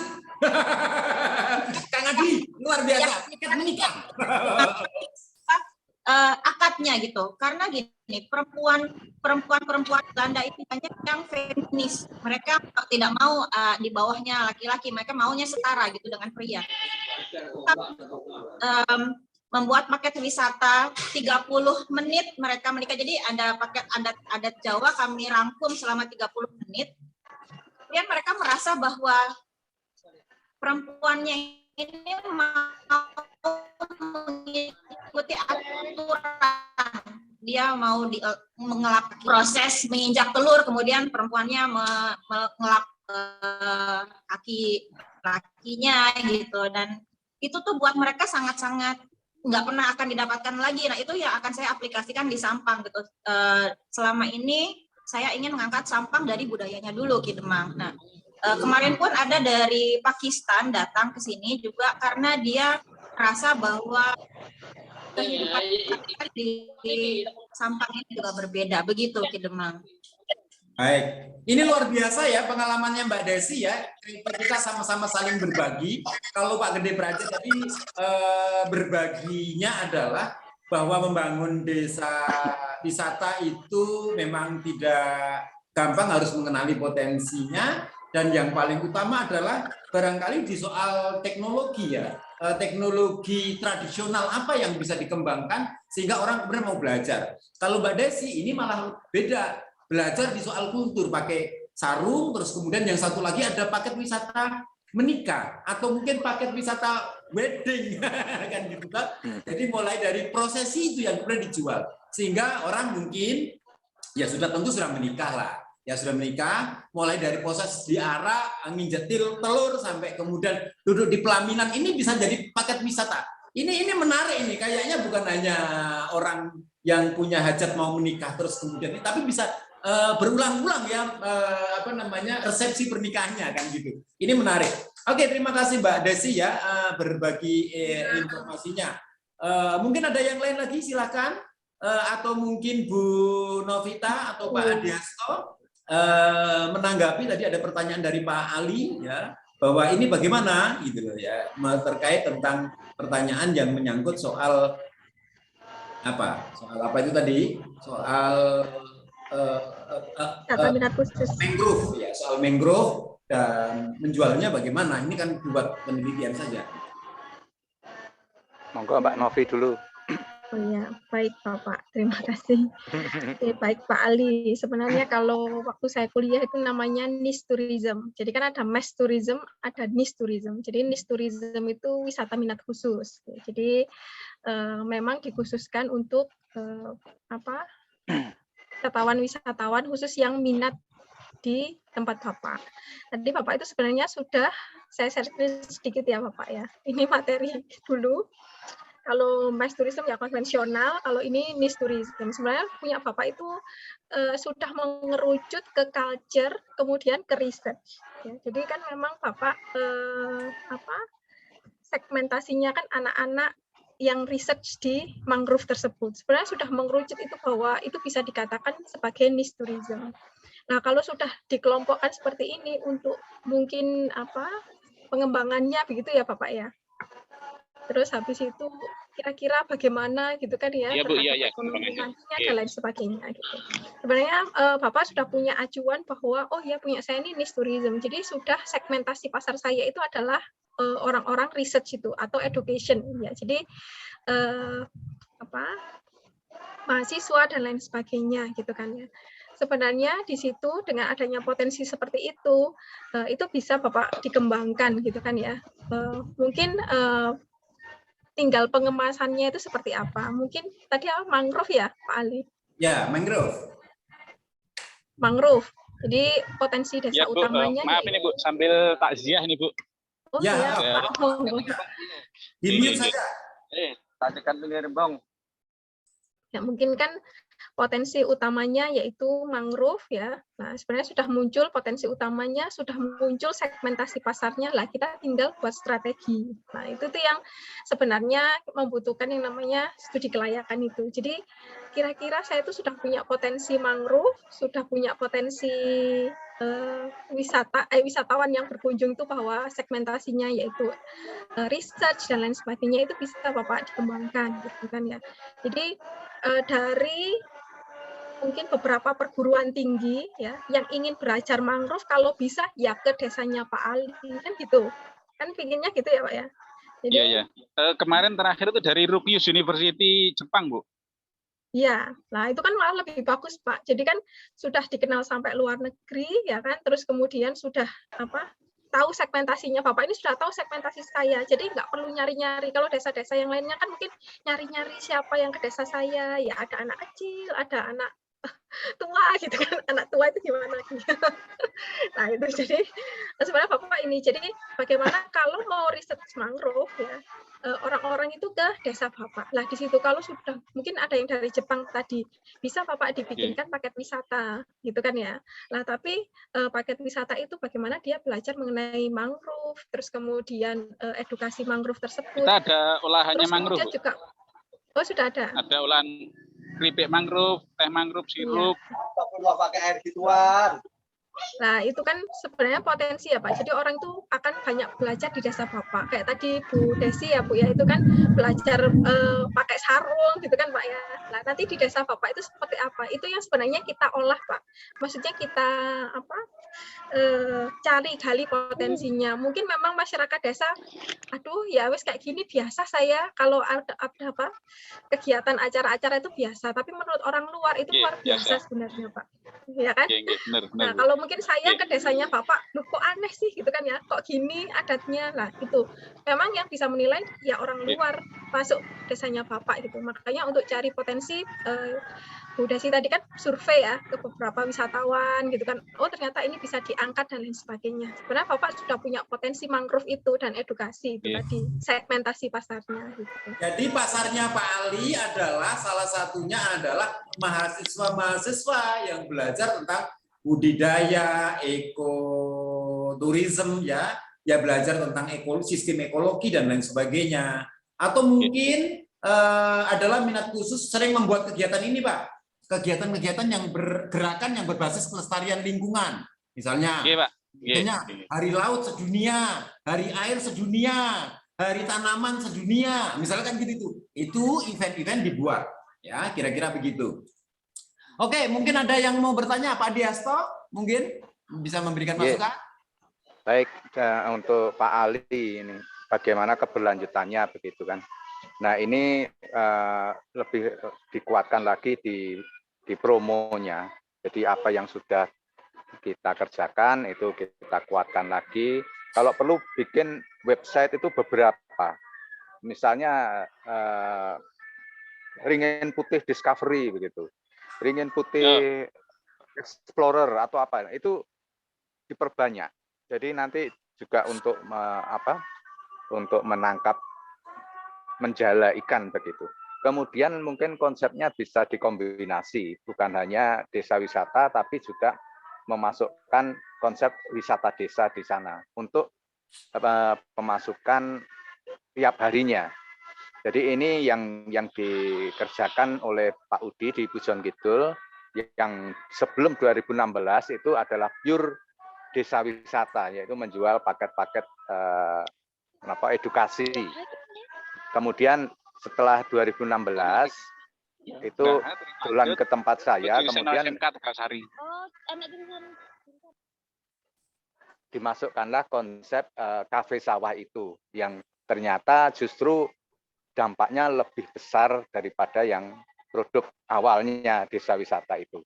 Nah, bahkan sekarang bisa mensejahterakan masyarakat di desa wisata Pujon Kidul itu.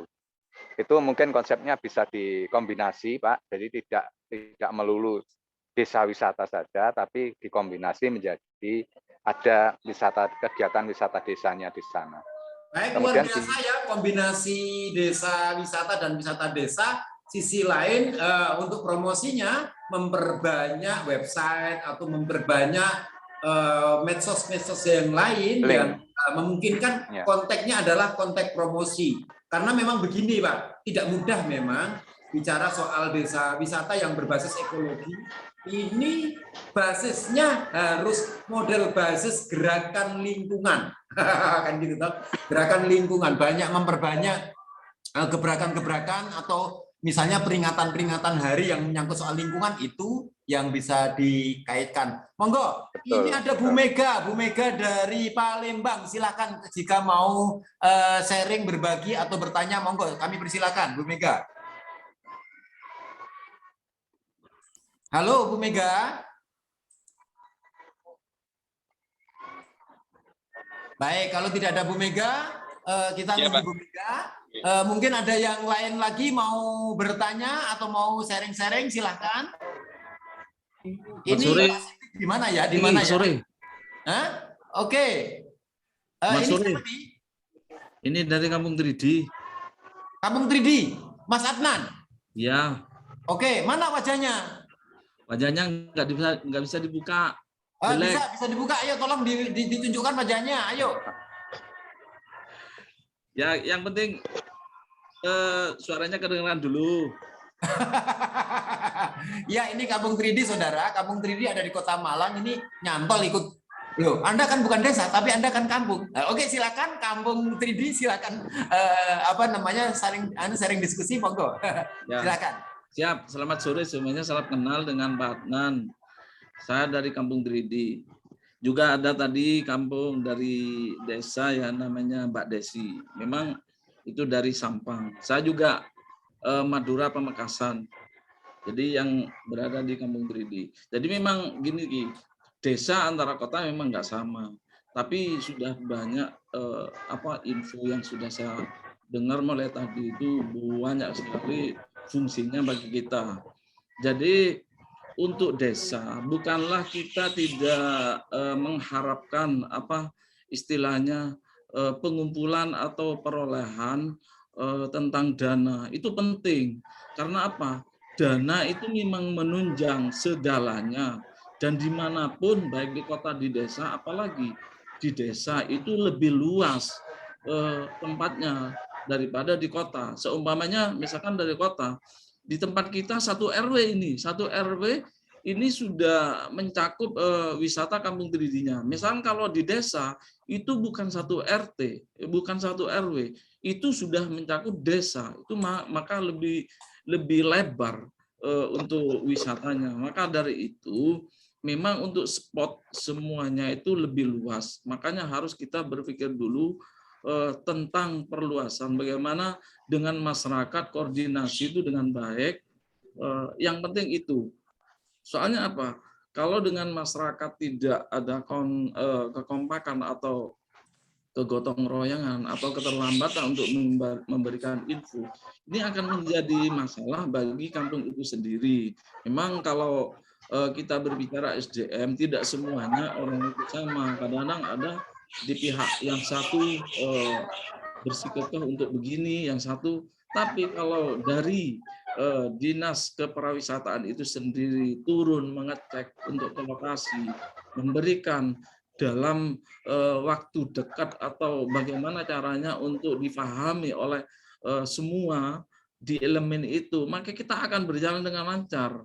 Sebab ini di 3D ini kita berpengalaman, dulu memang prosesnya sangat-sangat sulit sekali, tapi kita bisa sampai sekarang pun kita nyaman dengan orang-orang. Bagaimana? Yaitu karena koordinasi itu. Terus ada perolehan. Nah, perolehan itu karena apa? Satu, bagi yang menjaga atau berjaga di situ kan ada pendapatan. Tapi kalau memang di situ tidak ada pendapatan, itu akan sulit karena orang itu semua punya keluarga. Itu nomor satu. Nah, yang diutamakan memang kebutuhan. Nah, kebutuhan itu bisa dibicarakan di situ. Ya, jadi intinya adalah bahwa apa yang disampaikan oleh Pak Adnan, jadi dari Ketua Pokdarwis Kampung 3D sekaligus Pak RW ini, karena Kampung 3D ini kan sudah sangat terkenal ya, kampung yang memang punya jembatan kaca, terus kampung yang dibuat syuting Yowis Band, terus kemudian kemarin apalagi tuh yang kedua itu apa? Yowis Band itu, Ji. Oh, Yowis Band, Yowis Band, band di syuting aja kan gitu ya. Kebetulan kampungnya ini memang pakai tiketing ya, pakai tiketing 5.000, kemudian tiap hari kunjungannya ya lumayan lah, banyak lah, tiap hari hampir 200-300-an lah orang yang keluar masuk.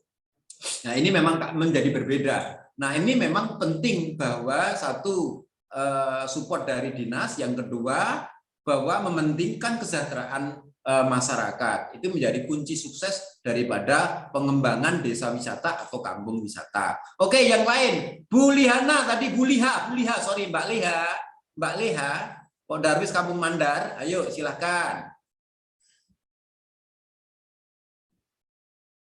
Aku sudah ke Mandar loh ya, ke sana loh ya, ke Pantai Bum dan lain sebagainya loh ya. Ayo. Oke, assalamualaikum warahmatullahi wabarakatuh. Selamat sore, terutama Mbak Novita, Mbak Tata ya. Saya kenalnya Mbak Novita itu dengan Mbak Tata, bener nggak? Beda. Oh, beda. Oke, terus dengan semua yang ada di grup ini, perkenalkan saya Lia dari Pokdarwis Kampung Mandar. Cuman gini, kalau bilang Pokdarwis, sebetulnya kami pribadi dan beberapa teman yang di Mandar itu ada memakai beberapa jaket lembaga, Pak. Ketika kita di urusan ikan misalkan, kita lebih ke condong ke dinas perikanan, kepada perikanan dan Kementerian Kelautan misalkan. Tapi kalau kita ngomongin masalah budaya nih, kita lebih condong ke dinas pariwisatanya atau pariwisata di mana di Banyuwanginya dengan di seksi budayanya misalkan seperti itu. Jadi kita merangkap-rangkap di sini. Jadi gunanya adalah supaya dalam organisasi, dalam kelembagaan itu kita satu visi dan misi. Ya, jadi kalau misalkan nih beberapa lembaga itu punya ketua ataupun punya kepengurusan yang berbeda, otomatis master plan kami di kampung wisata ini akan berubah-ubah juga dan akan berbeda. Seperti itu sih tujuannya Pak Kidemang. Nah, untuk di Mandar sendiri, ruhnya adalah memang sama dengan Sampang, mungkin dengan Pamekasan tadi, bahwa memang kita pertama kepengennya ngangkat budaya. Karena di kami itu ada beberapa suku yang memang di sekarang ini jadi minoritas, termasuk dari suku Bugis dan suku Mandar. Karena di abad 16 suku Mandar dan suku Bugis itu sudah menempati Kampung Mandar sendiri. Jadi kalau dihitung-hitung di tahun itu sebelum Banyuwangi, belum ada tercetus nama Banyuwangi, masih ada nama tanah Blambangan. Kalau di abad 16 itu nenek moyang kami sudah ada di Mandar. Nah, kami ini di sini adalah suku jadi minoritas sekarang karena terlalu banyak pendatang dari Madura, Jawa, dari beberapa suku yang lain. Jadi Mandar ini percampuran antar banyak suku ya? Kalau di abad 16 itu pure Mandar, suku Mandar sendiri. Pure suku Mandar ya? Pure suku Mandar sendiri dan akhirnya kawin silang, banyak kawin silang juga dengan Jawa dan Madura pada abad-abad setelahnya. Dan termasuk sampai sekarang. Nah, sekarang itu kenapa kok di kami sendiri pemuda dan saya ngomong pemuda dan pemudi aja ya Ki Demang, karena biar tidak kelihatan tua gitu. Menolak tua kan. Ya, ini kan pemudi, saya pemudanya, saya kan lebih muda. Ya. Tercetus di sini kenapa kok kita mendaftarkan sebagai rintisan desa wisata adalah inginnya karena memang di kami belum ada paket kayak yang dibilang Pak Adi Hasto, memang kami perlu belajar itu. Dan yang kedua adalah kelembagaan kami itu lebih kepada terkotak-kotak juga. Misalkan kita ada Pokja, tapi di Pokja itu ini loh, maksudnya ada sisi dari mereka dari kelompok kerja itu yang ketuanya ditunjuk untuk jadi Pokja itu yang lebih kepada personal. Misalkan ketika ada acara apa tidak melibatkan si ini, padahal kan atapnya itu kan Pokdarwis sebenarnya. Atap itu Pokdarwis. Jadi kelompok-kelompok kerja itu kan di bawah naungan Pokdarwis. Jadi ketika itu ngomongin masalah nominal, akhirnya jadinya seperti itu. Ya itu udah manusiawi ya Kia, di mana-mana mungkin seperti itu. Nah, itu PR kami supaya bagaimana bisa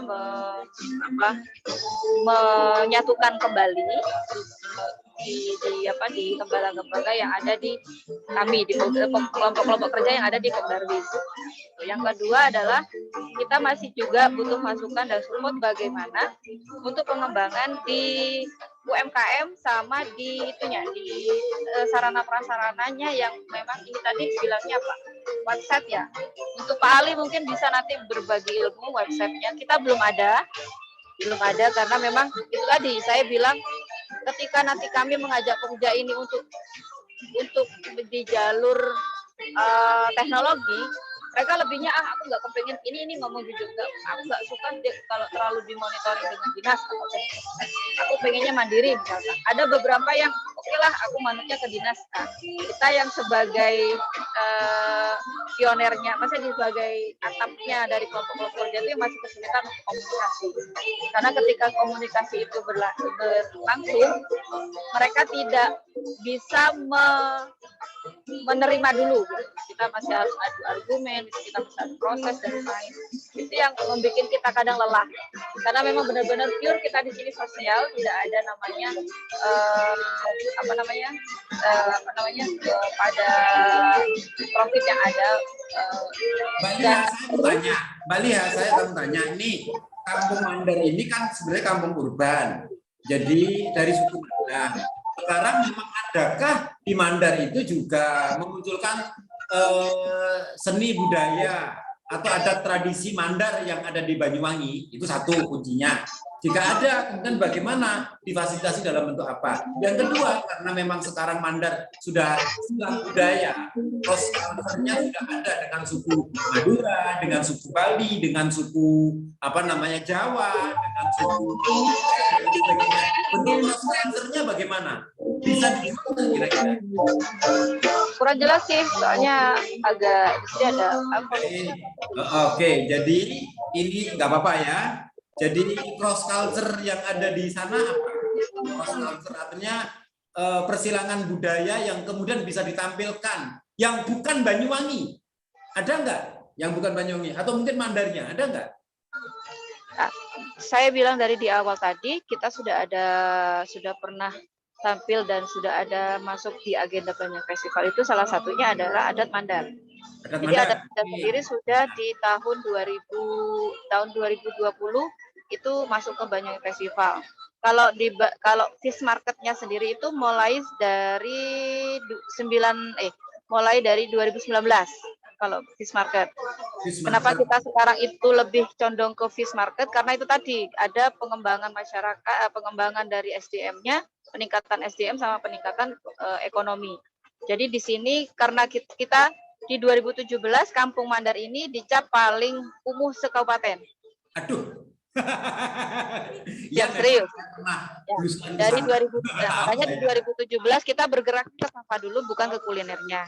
Nah, di 2020 kita sudah berhasil membuat fish market pasar ikan ini berbasis untuk masyarakatnya. Nah, PR-nya adalah ke depan lagi itu untuk UMKM, homestay dan lainnya. Yang itu mungkin bisa nanti dibuat paket gitu. Karena memang kita belum siap untuk buat paketnya. Ini memang kampung nelayan yang luar biasa di Mandar, yang kemudian kampung kumuh menjadi kampung yang mungkin layak dikunjungi. Boleh. Ya. Saya kira ini memang jualannya Banyuwangi memang begitu, macam-macam. Jadi ini menarik ya. Oke, terima kasih Mbak Liha sharing-sharingnya kali ini. Monggo. Ini di sini ada Pak Dadi dari Batu. Ayo, Pak Dadi dari Batu. Mungkin juga bisa saling sharing. Monggo, silakan Pak Dadi. Atau kalau gitu Mang. Monggo, Pak Dadi silakan. Ya. Sehat nggih. Monggo. Sehat Pak. Sehat semua. Salam.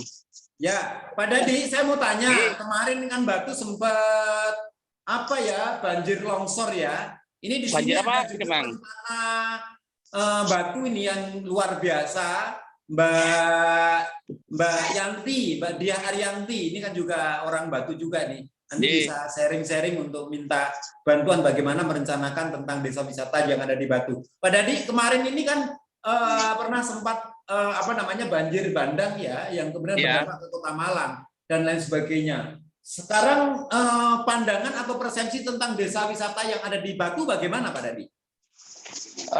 Sebetulnya banjir bandang kemarin kan hanya sebagian ya gitu Bang ya. Itu pun hanya pada jalur das berantas saja yang dilalui oleh banjir tersebut. Sebetulnya banjir itu tidak yang menjadi prediksi teman-teman di Batu.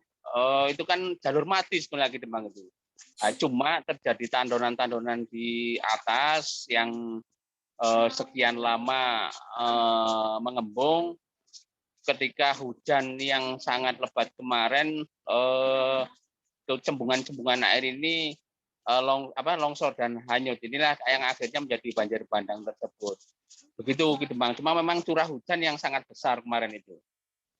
Hanya melanda 2 desa ya. Cuma kan yang digambarkannya sangat luar biasa sekali, sehingga memang besar banjirnya. Tapi tidak berpengaruh kepada desa-desa wisata yang lain, hanya di sebatas aliran sungai saja. Begitu. Melewati perkampungan tapi tidak sebanyak yang dibayangkan. Kalau beritanya memang besar. Begitu Bang. Iya, tapi kan berdampak ke kampung-kampung saya. 7 kampung saya kena semua. Makanya rumahnya pindah. Oke, Bang, pindah ke sekarang Batu. konsep. Kita bicara soal konsep perencanaan dan pengembangan. Ya, sekarang apa yang ada di benak masyarakat atau teman-teman desa wisata ketika melihat itu semuanya? Adakah persepsi atau pandangan yang berbeda atau mungkin berubah tentang perencanaan soal desa wisata? Mengingat ternyata membangun ini juga tentu ada dampak lingkungannya, begitu Pak Dadi?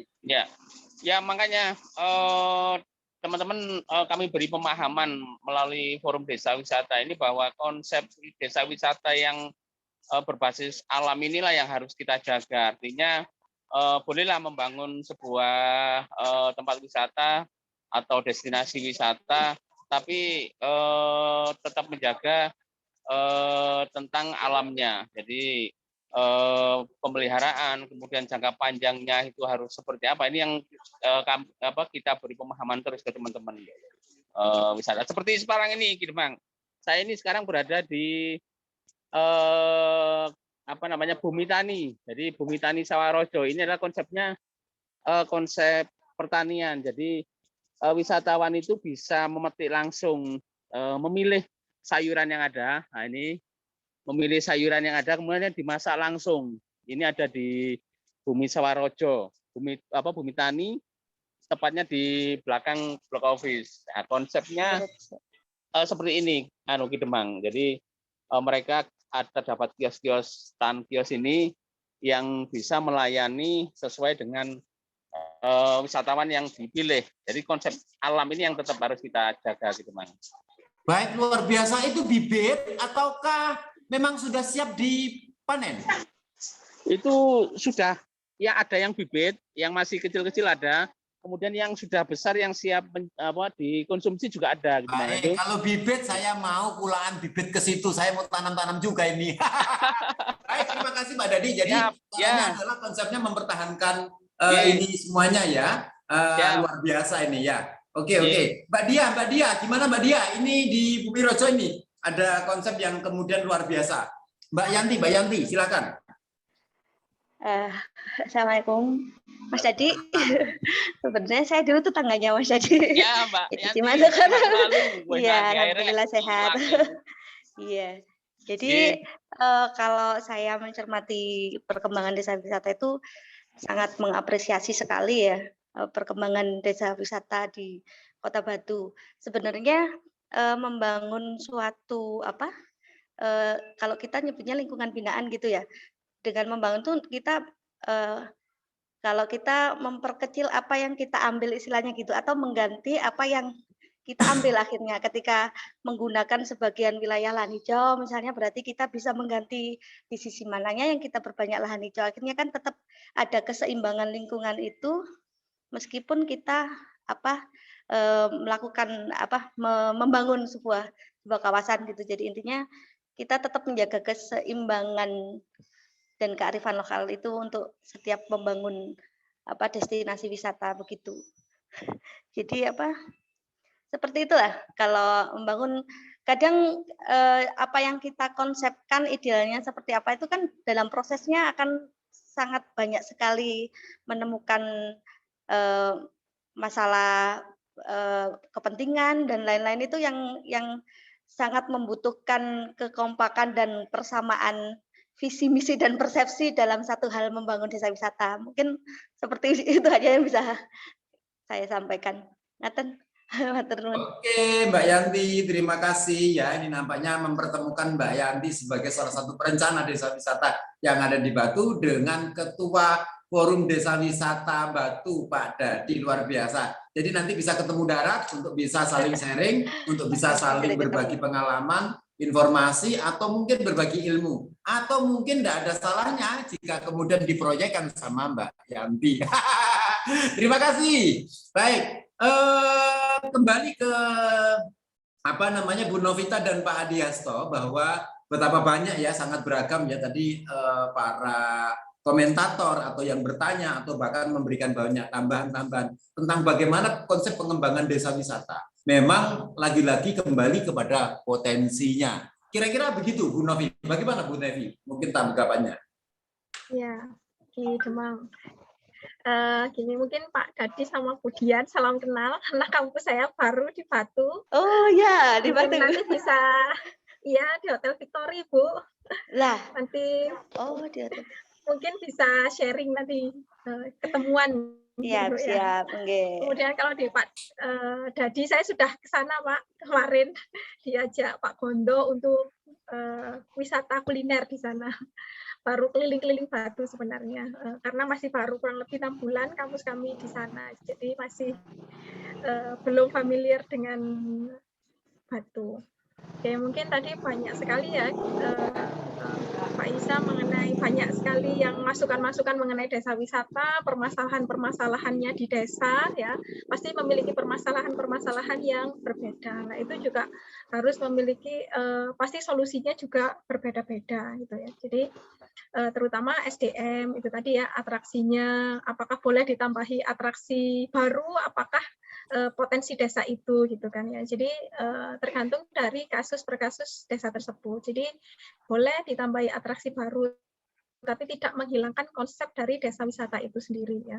Jadi tadi sudah dijelaskan oleh Pak Hadi bahwa mindset itu harus dibenarkan dulu antara desa wisata sama wisata desa gitu ya. Kebanyakan orang-orang itu memang wisatanya mau ada kolam renangnya, padahal itu saya di sana itu cuma mau ngerancang gate sebenarnya apa pintu masuk gitu kan ya. Gimana orang kalau mau masuk desa, oh ini lo sudah masuk desanya gitu kan, lebih ke situ fasilitas-fasilitasnya. Tapi orang-orang, aduh Bu, ditambah kolam renang, aduh Bu, ada ini dan lain sebagainya gitu kan ya.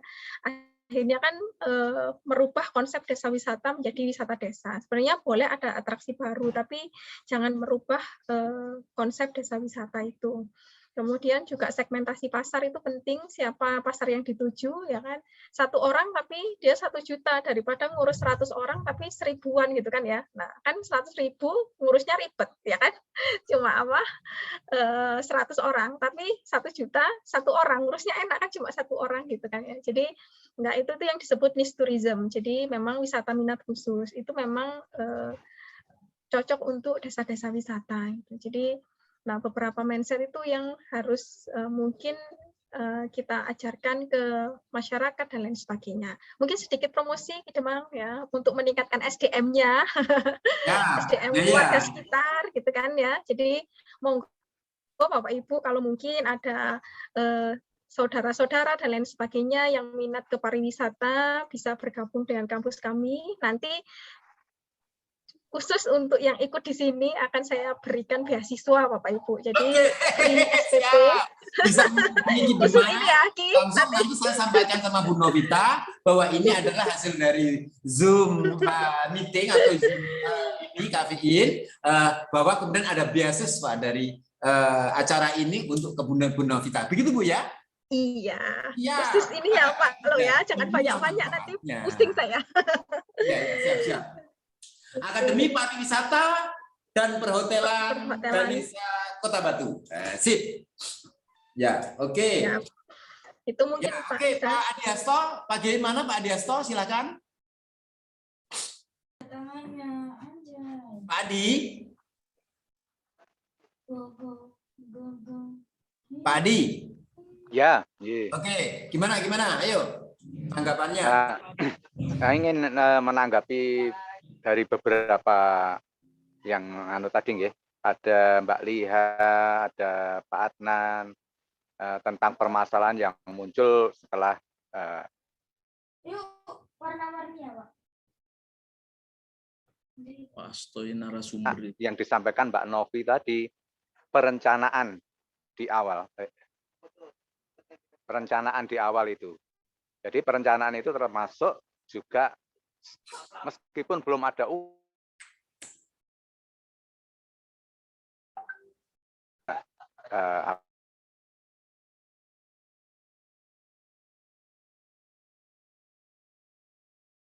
kemudian pembagian honor dan sebagainya.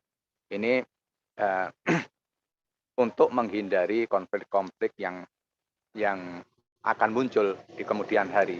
Memang ketika belum ada apa-apa, CBT ini permasalahan seperti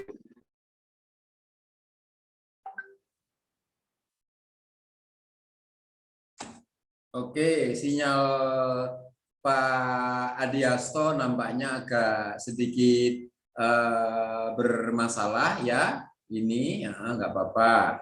Ini Pak Kades Keringin Putih mau bagi-bagi pengalaman? Warahmatullahi wabarakatuh. Ya, oke. Oke. Pertama perlu saya sampaikan ucapan terima kasih atas diikutkannya dalam kegiatan ini. Langsung saja Mas, untuk potensi Desa Ringin Putih sebenarnya cukup luar biasa banyak.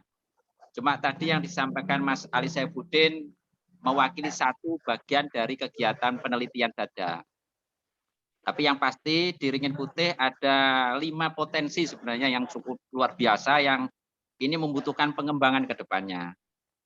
Pengalaman pengembangannya bagaimana selama ini? Untuk selama ini misalkan dari salah satu potensi dari hutan mangrove sendiri, alhamdulillah dari sisi pemberdayaan dan tata kelolanya sudah dilakukan oleh teman-teman yang ada di situ, termasuk ada Pok Darwis, juga ada kelompok yang lainnya yang mengelola. Dulu wisata kita sempat rame Mas, sempat luar biasa pengunjungnya, tapi lambat laut kemarin karena ada pandemi, sehingga tingkat kunjungan semakin menurun dan menurun terus. Akan tetapi memang harapan kami ke depannya dengan forum-forum seperti ini, harapan kami juga akan mendapatkan banyak inspirasi. Mudah-mudahan ke depan dari potensi yang sudah ada ini akan semakin bisa dikembangkan kembali. Mungkin itu sementara yang dapat kami sampaikan Mas. Intinya potensi Ringin Putih sangat luar biasa banyak dan insya Allah akan kita kembangkan satu persatu sesuai potensi yang dan yang kemampuan desa saat ini. Baik, Mungkin luar biasa ya. Nampaknya banyak sekali potensi-potensi desa wisata yang ada di sini yang bisa dikembangkan sebagaimana yang di-sharingkan oleh Bu Novita dan Pak Adi Asto. Ini ada juga Pak Ridho dari Banyuwangi, ada Pak Rizal dari Taman Sari Banyuwangi, banyak yang gabung ini nampaknya. Terus kemudian ada juga dari Palembang, Bu Mega Yunanda, ada juga dari Pak Ismail, Pak Ismail dari Kampung Putih mungkin ya. Ada juga Mbak Mila dari Kampung Kayu Tangan Heritage, ada Mas Andri dari mana nih Mas Andri? Mas Andri dari Kampung Kuburan Londo. Ada orang-orang kampung pada bergabung juga ini. Ada Pak Mujib dari Trenggalek. Ada Pak Maun dari mana itu? Pak Maun ya dari Sidoarjo. Ini ada Pak Godemas. Pak Godemas, apa kabar Pak Gode? Ayo Pak Gode, apa yang kemudian bisa Pak Gode sharingkan? Monggo Pak Gode, mau menyampaikan sesuatu monggo. Oke, kalau tidak mungkin kita kembali ke apa namanya Pak Irwan. Pak Irwan, mungkin ada beberapa tanggapan-tanggapan yang berkaitan tentang pengembangan desa wisata ini Pak Irwan. Monggo silakan Pak Irwan. Oke, terima kasih di Demang. Menarik tadi ya yang disampaikan dari beberapa dari narasumber Pak Adi Asto, Bu Novita dan teman-teman semua. Dari diskusi-diskusi yang disampaikan cukup menarik dan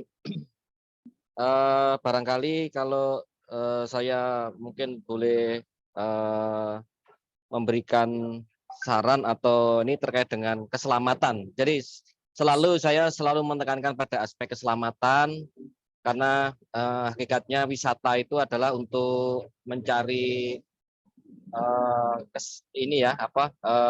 kesenangan, mencari kegembiraan, mencari inspirasi begitu. Nah, jangan sampai aspek keselamatan ini diabaikan, terutama daerah-daerah yang mempunyai potensi terkait dengan bencana, apakah itu longsor, banjir, kemudian juga bandang, begitu ya. Nah, ini juga kita harus hati-hati. Kemudian juga mungkin yang ada di pesisir selatan, kita tahu Jawa Timur, terutama di daerah pantai, Jawa Timur ini punya risiko.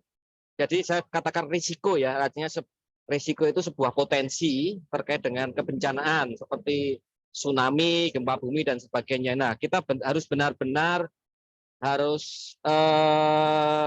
barangkali tidak ada salahnya ketika tadi disampaikan Bu Novita mendesain sebuah kawasan, mendesain sebuah objek mungkin yang berada di wilayah gempa, di wilayah tsunami dan sebagainya. Kita harus pertimbangkan aspek-aspek keselamatan itu. Nah, mungkin itu saja Ki Demang terkait dengan desa wisata yang kita bahas ini. Barangkali aspek keselamatan dan kelestarian lingkungan ini yang jangan sampai dilupakan. Tadi saya kira juga teman-teman juga sudah menekankan pada aspek keselamatan, sustainable-nya sudah diperhatikan, baik sosial, ekonomi, lingkungan, budayanya. Saya kira ini sudah cuma tadi aspek keselamatan ini yang benar-benar harus kita perhatikan karena kita sering sekali melihat atau mendengar berita ya, membaca dari media baik media online, media ini ada wisata air yang sarana prasarananya apa itu nama tenggelam, kemudian juga ada longsor dan sebagainya. Ini kita cukup prihatin dengan hal-hal semacam itu. Demikian aja Ki Demang, terima kasih. Saya kira tadi luar biasa dari insight dari teman-teman pelaku dan ini ya desa wisata luar biasa. Terima kasih sekali Ki Demang. Ya, terima kasih, saya kembalikan. Baik, terima kasih Pak Sek ya, Pak Irwan, Sekretaris DPP Inkindo Jawa Timur yang baru muncul sekarang wajahnya. Tadi nggak muncul, dimatikan tadi. Ya, jadi terima kasih masukannya bahwa benar tadi teman-teman sudah banyak memberikan eksplorasi ya. Jadi Bu Novita sudah memberikan saran-saran bagaimana kemudian perencanaan harus dilakukan, setidaknya punya konsep dan punya studi kelayakan minimal itulah, sehingga kemudian desa-desa bisa mengembangkan desa wisatanya. Terus kemudian tambahannya adalah dari sisi daya dukung ya, daya dukung bahwa desa wisata itu harus punya apa saja, harus memiliki apa saja, nampaknya juga sudah disampaikan. Dan Pak Adiasto juga menyampaikan betapa sangat pentingnya pengembangan desa wisata yang mengembangkan tentang keasliannya gitu. Jadi bukan hanya wisata desa, tetapi benar-benar desa wisata mengembangkan keaslian dan kemudian tidak merubah apa yang ada di kota kemudian dipindah ke desa, sehingga kemudian orang tetap menikmati agar tetap orang bisa menikmati desa. Nah, tadi juga sama Mbak Liha sampaikan bahwa ada juga bagaimana mengubah kampung yang kumuh menjadi kampung yang layak dikunjungi, layak huni dan layak dikunjungi. Terus tadi Pak Ali konsep tentang pengembangan mangrove sebagai sebuah tempat penelitian, dan Pak Dadi menyampaikan bahwa ya ada perubahan mindset tentang pengembangan desa yang agar jangan sampai ada kebencanaan di situ. Tadi juga sama Mbak Yanti menyampaikan bahwa betapa pentingnya mengembangkan konsep desa wisata untuk menjaga kelestariannya. Banyak sekali. Ini mungkin closing statement ya untuk Bu Novita dan Pak Adi Hasto ya, memberikan beberapa penguatan-penguatan. Kami persilahkan, tadi juga Mas Adnan juga berbicara bahwa kesejahteraan itu menjadi sangat penting konteks untuk pengembangan desa wisata. Pak Adi Hasto terlebih dulu. Pak Adi Hasto mana? Monggo, ini kita ini sudah sore, mungkin ada yang sebagian segera berkemas-kemas untuk menginjakkan kakinya dari kantor gitu ya, untuk pulang gitu. Monggo, ada Pak Adi Hasto mana? Pak Adi Hasto kalau nggak muncul, mungkin Bu Novita mungkin bisa memberikan closing statement di acara ini. Kira-kira ke depan yang bisa kita kembangkan lagi untuk desa-desa wisata kita yang ada di Jawa Timur ini apa? Baik, terima kasih. Mungkin dari saya ya, untuk pengembangan maupun perencanaan desa wisata ya, itu memang benar-benar harus paham dulu mengenai apa itu desa wisata, terus kemudian langkah-langkah apa yang harus kita lakukan. Jadi tidak boleh gerusak-gerusuk jadi desa wisata Bapak Ibu ya. Jadi itu harus lebih kuat lagi untuk desa wisatanya, terus kemudian SDM-nya yang penting ya, itu kepada masyarakatnya itu harus diberdayakan dengan adanya desa wisata ini gitu. Jadi banyak hal dalam perencanaan, khususnya mungkin karena temanya perencanaan dan pengembangan, jadi butuh perencanaan dan pengembangan yang matang mengenai desa wisata, sehingga desa wisata tersebut tidak hanya dikenal 1 tahun 2 tahun, tapi bisa sustainable atau berkelanjutan nantinya gitu. Jadi memang butuh perencanaan dan pengembangan konsep yang matang untuk mengembangkan desa wisata tersebut. Tapi jangan lupakan keaslian, kealamiannya, ya, keunikannya desa wisata yang Bapak Ibu sekarang di desa tersebut. Jadi tetap harus melestarikan lingkungan tadi ya. Terus kemudian Pak Irwan juga menambahkan keselamatan. Nah, itu tuh juga penting sekali gitu. Nah, jadi mungkin itu saja. Demang. Baik, terima kasih Bu Novita. Memang harus tahu betul gitu ya. Tahu betul mengenai masalah sedang menyimpan nomor ibunya Bu Mega Palembang ini. Bu Mega mau menyampaikan sesuatu kah?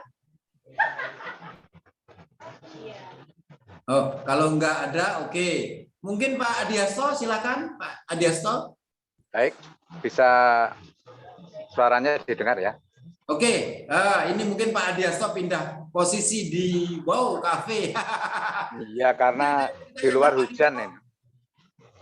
Jadi untuk mendukung program dari Ibu Gubernur, juga dari para kepala daerah yang sudah mencanangkan daerahnya menjadi desa wisata ini menjadi prioritas, maka perlu adanya kolaborasi. Ya, tadi ada Pak Dadi, ada Mbak Novita dan lain-lain yang di Batu itu kita bisa berkolaborasi, jangan sungkan-sungkan. Jadi akademisi, para pelaku, kemudian dinas, semuanya bersatu padu, berkolaborasi, mewujudkan program yang telah dicanangkan oleh pemimpin Jawa Timur atau pemimpin kita di daerah kita masing-masing.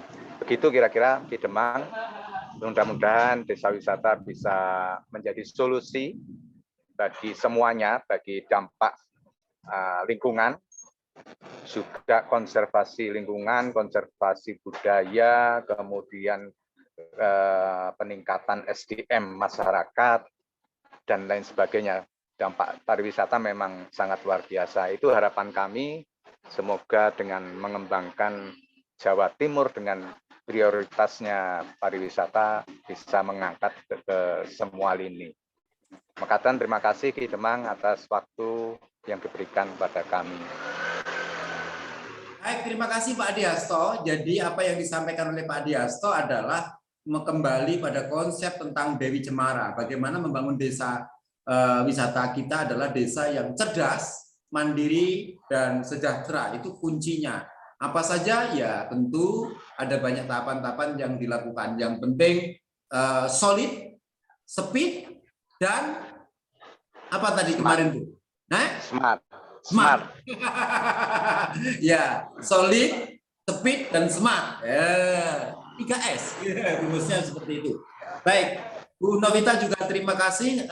Kami aturkan atas materi yang disampaikan. Ini ada teman yang minta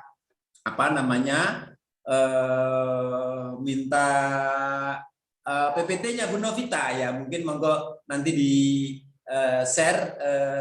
Di saya juga nggak apa-apa, di share sini monggo, saya belum dikasih, atau kemudian nanti menghubungi saya ke nomor ini 081551813103. Silakan menghubungi saya jika kemudian nanti minta nomornya Bu Novita, nomornya saya atau nomornya Bu Novita, karena tadi Bu Novita menawarkan beasiswa bagi siapa saja putra-putrinya, saudara-saudaranya yang ingin kuliah dan ingin menekuni di persoalan pariwisata. Salah satu dosennya adalah Bu Novita, dosen arsitektur wisata. Nah, ini yang luar biasa gitu ya. Saya ucapkan terima kasih Desa Waringin Putih sudah berkontribusi menyampaikan beberapa hal. Pak Dadi, Ketua Desa Wisata Batu, itu kan.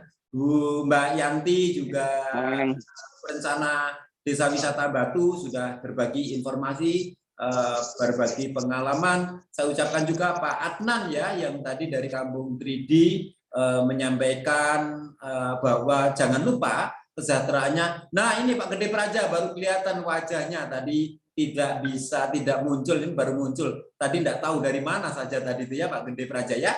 Pak Gede Praja ini dari Bali ya, sahabat Bumi Bali, betul Pak Gede Praja, betul ya. Oke, terima kasih. Kapan-kapan kita ke Bali ya. Bahwa kemudian pentingnya menjaga desa wisata. dengan mengembangkan potensi apa namanya teknologinya, teknologi desa, teknologi tradisional itu penting untuk kemudian dikembangkan di sana. Ini ada Pak Firdaus Ramadan, terima kasih partisipasinya. Saya ucapkan terima kasih juga pada Pak Wahyu Iswandi ya, dari Bojonegoro, ini jauh-jauh ya. Bu Mega Yunanda Palembang, terima kasih sudah mengunjungi kegiatan kami, ya, saling berbagi mengenai masalah desa wisata. Teman-teman dari Kayu Tangan, dari Kuburan Londo, terima kasih sudah bergabung dengan kami di acara Kafein, ya, Cafe Insight-nya DPP Inkindo Jawa Timur ya. Mudah-mudahan acara ini selalu bermanfaat. Terus kemudian ada juga Mas Johan dari mana? Dari Magetan ya. Saya apal semuanya ini orang-orang ini ya. Mas Johan dari Magetan ini juga bergabung dengan kita semuanya. Saya kira cukup sekian. Terima kasih sekali lagi Ibu Novita sebagai narasumber, Pak Adi Hasto sebagai narasumber yang sering mengikuti acara ini. Kami ucapkan sekali lagi terima kasih. Hanya ucapan terima kasih yang dapat kami sampaikan kepada Pak Adi Hasto Utomo dan Bu Novita. Tentu yang bertanya dan narasumber akan mendapatkan kopi. Ki Demang sibuk ngopi. Nanti dikirimi. Saya juga berhutang sama Mbak Yanti, belum kita kirim kopinya ke rumahnya ya. Oke, terima kasih ya. Nanti kita kirimi kopi ini ya. Dengan teman-teman dari Banyuwangi nanti Mbak Liha sama Pak Ali nanti juga kita kirimi. Pak Kadesnya tidak, saya mau malah justru mau minta kopinya dari Pak Kades. Salahnya Pak Gade nggak mau bicara, tidak kita kasih kopi. Oke, nanti Pak Irwan juga kita kasih kopi ya. Terima kasih. Mas Adnan harus ngambil sendiri ke Kampung Budaya Polowijen. Oke, terima kasih ya atas partisipasi semuanya. Mudah-mudahan acara ini bermanfaat. Lain kesempatan kita 2 minggu lagi kita akan jumpa lagi dalam acara desa wisata. Ya, 2 minggu lagi kita akan jumpa lagi dalam acara desa wisata. Kalau minggu besok kita ketemu dalam acara kampung wisata, kota wisata, kota dan kampung wisata, tapi desa wisatanya adalah 2 minggu lagi. Terima kasih dari saya. Mohon maaf atas segala kekurangannya atas nama DPP Inkindo Jawa Timur dalam acara ini. Jika ada lebihnya kita sharing-sharing, terima kasih, mudah-mudahan ini bermanfaat. Dan jika ada kurangnya atas nama DPP Inkindo, Pak Irwan juga kami ucapkan terima kasih dan mohon maaf sebesar-besarnya. Bila taufiq wal hidayah, assalamualaikum warahmatullahi wabarakatuh, salam sehat selalu, Om Swastiastu, Namo Buddhaya, salam kebajikan, Rahayu, Om Santi Santi, Om Rahayu. Terima kasih.